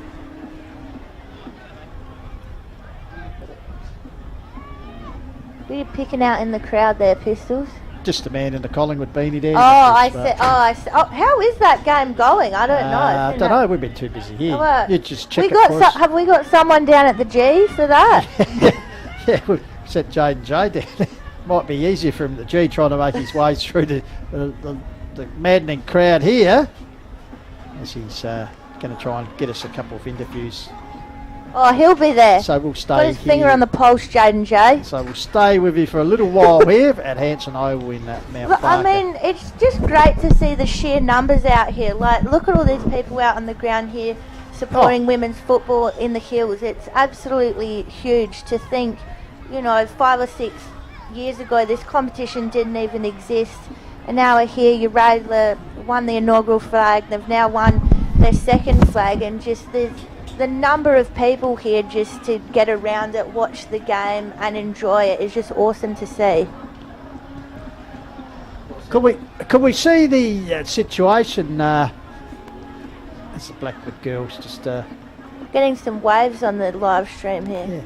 Yeah. Can we see the situation where we had the pairing up, perhaps the ladies' competition playing after the men on a Saturday night, and that sort of as a bit of promotion for it? I know even you have your standalone games on Sunday, they're absolutely packed out, but just give the girls that little bit more exposure. Oh, absolutely. And we, I think we managed to line up a couple of games this season, so I think we'll definitely be looking to do that next year. I think because the fixture sort of changed a bit coming into the season with the merger of the Iron Swans, and changed up the fixture a bit, so we couldn't quite start organising everything as early as we wanted to, but there's definitely plans within the HFLW to get the fixturing out early, and so clubs can line things up like that. Tim Glover's the ultimate MC. You're just seeing the rider screen in the blue top. Oh, just, yeah. Organising things. Looking very suave. There's our man just lurking. Look at Jay. It's like, where's Wally? Yeah, Jaden where's Jay. Jaden? He's just lurking there, Jaden Jay. To your right of your screen. And of course, Evan Parker. Oh, just a cast of thousands, One of as the you would filming say. footy, Cameron. Big names. Tim Glover. Timmy's just loving it. Rachel Plummer, Piper Window having a chat to a few AFL clubs. Pat No, Sim. they've got to go through me. Jay just telling us. Oh, sorry. Anyone who wants to talk to Piper has got to go through me, looks actually. like we will be having Pat Sim a bit later on. Jane Jay, and smart man there, Goldie, the only smart man out there with the Collingwood beanie on. As you can see the riders. Yeah, spot the person. It's wonderful work by James Davis on the roof here at the van, so we'll just stay with our coverage. Great shot of the team there. Yeah, fantastic and well done. We'll find out who's getting best on. I think we know. I think it'll be the left of your screen. Yeah, with the blue ribbon. If it's not Piper, I'm going to have to ask Bruce a few things. Oh, the inquiry you'd suggest. There has been a few issues previously with best on grounds, hasn't there, in some matches, but today I think it's Piper Window. Pat Sim, of course, zone coach as well, Benny. Oh, Bruce Dawes. Brucey Dawes is actually doing it all. He's umpiring. Oh, Joey. So we'll just wait for the president to lead to the announce. That managed to pull this day together very much at the last minute. We really appreciate it. Just want to acknowledge the sponsors of the HF level, the Police Credit Union, the Courier, Sharon, Iron Clothes, Think Rock Safety, Power Mount Barker. Could we please just have the black cap and come up to say a few words? I like Blackwood co-captains. Looks like they're going up for a bit of a chat. Hardest thing in the world to say, Congratulations, Rayla. back in the day in the better today, AFL, they used to congratulations. present medals for the runners-up. I could think of nothing worse than accepting medals for runners-up. We had a great season, girls. Fingers, so shall I see there? Just the rider screen, one of the great men of Phillips footy. Big names everywhere. And I think after Collingwood had lost 3 grand balls, We'll see if we can pick up. they threw it in the next round. I don't want We'll see if we can pick up the audio down there. Okay, now for best on ground today. Number 33, Piper Window. There we go. We called it. Good call. You guys know your football. Let's hear what she has to say. Well, hopefully we can get some words from him.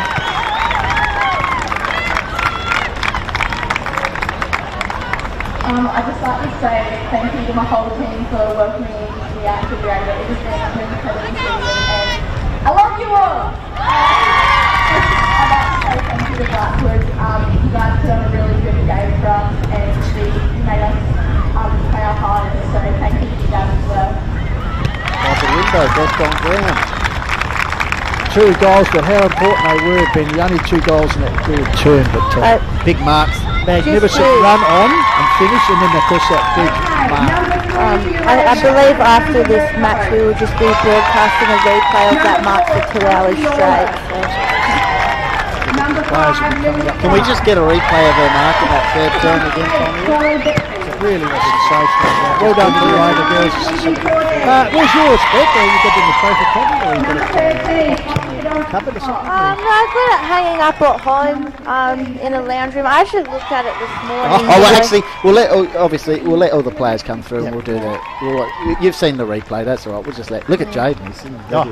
So you've got it just hanging up on the wall? Hanging up. I looked at it this morning thinking about what might have been, but was excited to come here today and see who would take it out this year. Good to see Alicia Jet, number 15. She's working. A bit of a she's getting a little bit of a funky work there, as you can see. No, we're going through the lineups here. Richardson there. Beautiful. The latest, the vice captain. Nakata. Number 23, Lydia back and elbow. Number 23, Lyle. Caroline Tillman. Number 20. Was hard-working Hills Football League Secretary McDonough. Sam Stanbury there, just handing out the medals. If there's a woman that can do it all, it's Sam from the HFL. Yeah, does a fantastic job. And perhaps, Hillman. She should be the one up there getting the medal because the work she does is Absolutely. Easiest person to deal with as well if you need a hand with anything or got any queries. She is an unsung hero of this league. Clark. Is that Footnor or the Phantom 32? We should have listened out for the that. Phantom 32. Sarah Hooper was an Augal Raiders player. And now Sarah Hooper got a premiership medal to go with her best and fairest medal from a couple of years ago. That's her father, Andrew Hooper, in the top square. It's very happy. A lot of love there for Rachel Plummer, the captain, comes to collect her second premiership medal for the year. Not bad. I think she gets a bit greedy. North Adelaide and now your 8 edition. Pat Sim, Pat Sim, the winning coach. And of course, we'll be talking to him shortly. Bring you all the action here on the quarter. A few words from Rachel.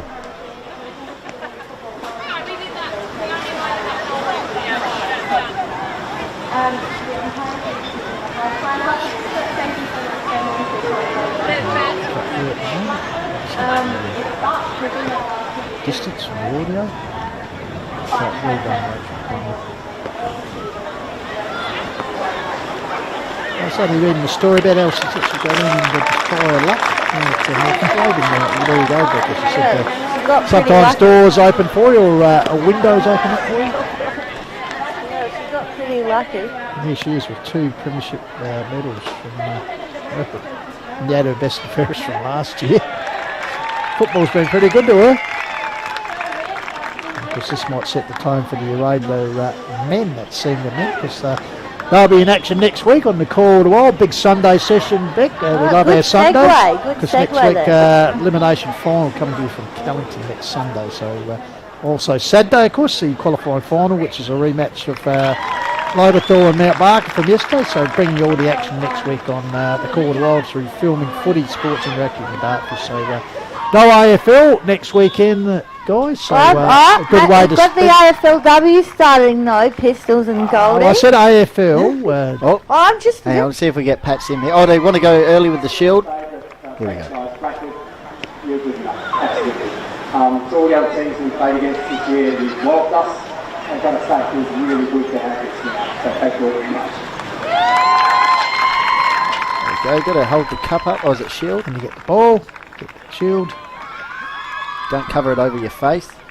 Malcolm Blight style. Yeah. So there they go. Hopefully they all don't jump on the dais at once. It could be Kangaroo revisited from it snapped in half a few years ago. And Mark Yench would be absolutely shattered to think all his good work it's gone. So Jaden just lurking Jaden? There. Hopefully he can get to the front row of the paparazzi. There we go. So good work. This is a dog of the day. Little laddie puppy there.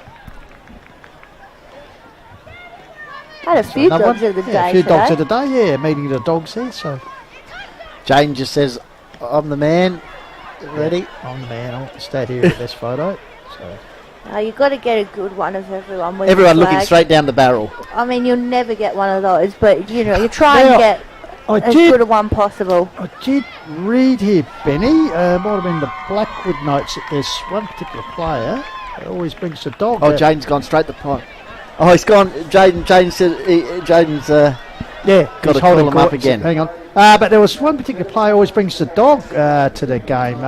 Jasper Style, Troy Piker Biles. Have you got one? I think it was Bree Meta. Was it Bree Meta or was it just, I don't know. I was reading in the, doing my homework Bottom last of that night. page, I reckon. Yeah, but anyway, Jasper Style. So good work, Uraidla Districts. Congratulations to them. As we said, a pretty good victory.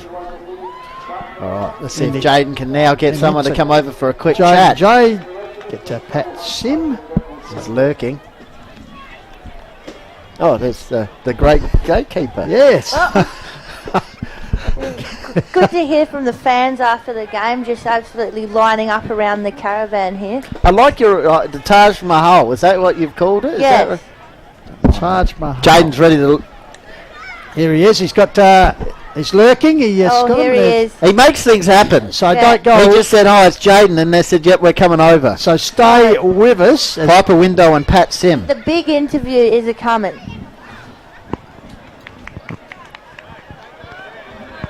Alrighty, don't go anywhere. Future AFL player and the coach.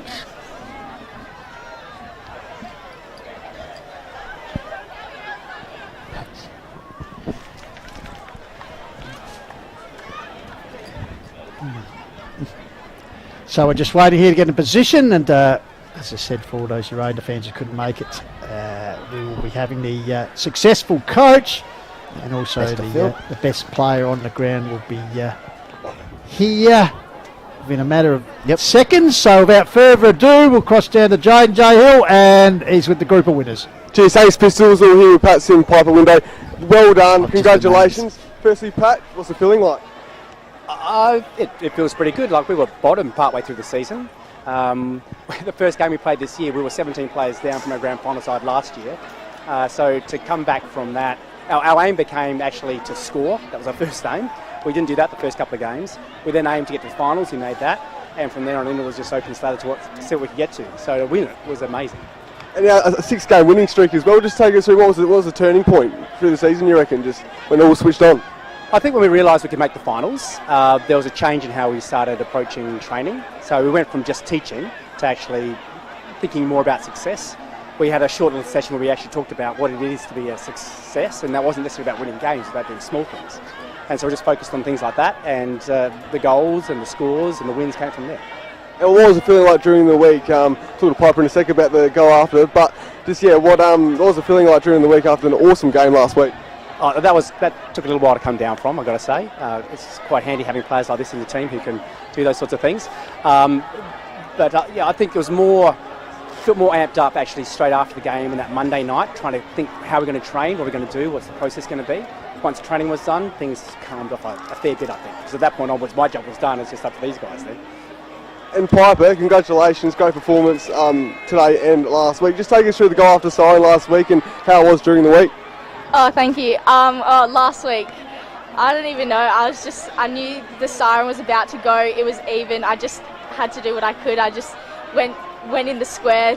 The ball came off. It was either now or nothing. So I just went for it, and then I landed. I was like, wait, I've actually got the ball in my hand. And then all I had to do, the siren went, just point, goal, anything. So I just had to kick it straight, and that's what I did, and ended up getting the goal. And yeah, it was incredible. It was really good. The whole team. I'm so proud of everyone for getting here today. Yeah, great stuff. And just for people who don't know, just take us through your footy journey, how you got your Uraidla and all that sort of thing. Well, I used to play for Morphees, so something different to the Hills. I've been playing at Glenelg for 2 seasons. My brother's girlfriend, she plays up here, and then when I needed a new club, she just invited me out here. I was messaging Pat, he was really welcoming. So I just came out, started training once a week, and started playing games, and it's been great. I love it. Yeah, and you've made heaps of friendships at your Uraidla, and just take us through your game as well. Oh yeah, I could say everyone in the team is one of my friends now. I love every one of them. They are all so great. Just my game, I just do what I can, just get the ball, try to take the game on a bit. Still working on my kicking, but at the moment it is just good enough to just get it and just get it out as fast as I can. So yeah, still working on it, but getting there. A bit of an analytical question, I guess, here, but taking those flying marks, just what's going through your head when you're going for the mark, and what's your process through it? I don't even know. I just hold my ground.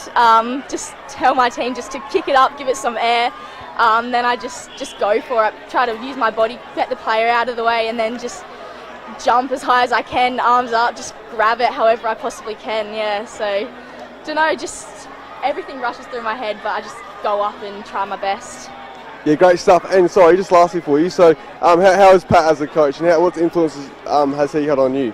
Oh, he's an amazing coach. He has a lot of knowledge and he does help. Our trainings are really intense and I absolutely love them. He's got a lot of skill and he helps out every single one of the girls, and I think that's how we got here today. Awesome stuff. Great stuff. And Pat, just last question. With obviously losing it last year and the year before, just take us through sort of how you guys got up and about for this game and trying to get revenge, I guess. Yeah. I don't think there was ever a motivation. Again, we just focused on small things. It was never about winning. I think that's too hard to focus on that. So for us today, and it has been the focus for us for the last few weeks, is how well can we press, how well can we pair off, and when we're at the footy, how well can we surge. And so our game plan is basically those simple three things. And I think when you watch how much different our game has become now, it's just those simple things which makes a difference. Well, that's an awesome approach to have. Congratulations, guys. Awesome job. And back to you guys. Thank you very much to Pat Sim, the Premiership coach, and also Piper Window, best on the field for the Uraida Districts Football Club. And well, kicked those two telling goals, and as we alluded to in the review there by Jay, did it all. And just a reminder on the notes that Michael Tudor sent through before the match, he said Piper Window superstar, just turned 17 and played league football for Glenelg this year at 16. She came to the Uraida after the SNFL season as a good friend of Tegan Cortez. Good, and apparently going to be drafted next year. She won the game for Uraida off her own boot last week, and she's got best of field today. Good work, Jaden. Yes, Jaden J-Back, very nice questioning, mate. And, are you on? Yeah, I just love... Turn yourself on, mate. Yeah, I'm on the green light, so... not sure I was looking at just put the mic on, mate. Sorry, I rephrased that. Gee whiz. Come on, Pistols, PG rating here. Heading towards night time, though. But yeah, no, it was great. It was a great contest, and like Pat said, like their goal was just to score. Beck, it was just to score and do the 1%ers right, and great work. So yeah, well done to Pat Sim and Piper Window and your Radler. So yeah, great stuff. Yeah, pretty good win when you look at it. Your Adler, well, they got out the blocks, 2 goals straight to 2 points at quarter time. Then Blackwood kicking 2 goals during the second term. Incidentally, they're only the last 2 goals of the game. And Piper Window show at 14-minute mark, deep in that third term, waiting for something to break. Beck called by the great lady. Can I just say, just on Beck, a couple of comments in here. Elm Branch says Beck is the Bruce McAvaney of women's football. So just on that, you're getting a lot of love here, Beck. I mean, it's just lovely to hear. I mean, not the Daisy. Oh well, you know, who's your favourite? Who's your favourite commentator? I enjoy Daisy. I think she has really good insight. Yep. In terms of play-by-play, I guess it depends what you're after. Like sometimes if you want that more like energy call, you got like your James Brayshaws and that kind of thing. Yep. But then I sort of like, Jared Waitley, a bit more insightful, or like ABC Sport commentators are pretty good like that as well. So. And on today, your thoughts as we? I mean, it was a great game. I mean, I really admire how Blackwood got themselves back in the contest in that second quarter. In any game, it can be easy to just. Let the other team run away with it if you get down early, and we're just, watching the highlights here. I think I might keep a tape of that window mark and just, use that for some inspiration for next season. But Uraida really stepped up when they needed to, led very well by Piper Window, and as we said, just 17 years old and just able to basically win 2 games in a row off her own boot. So...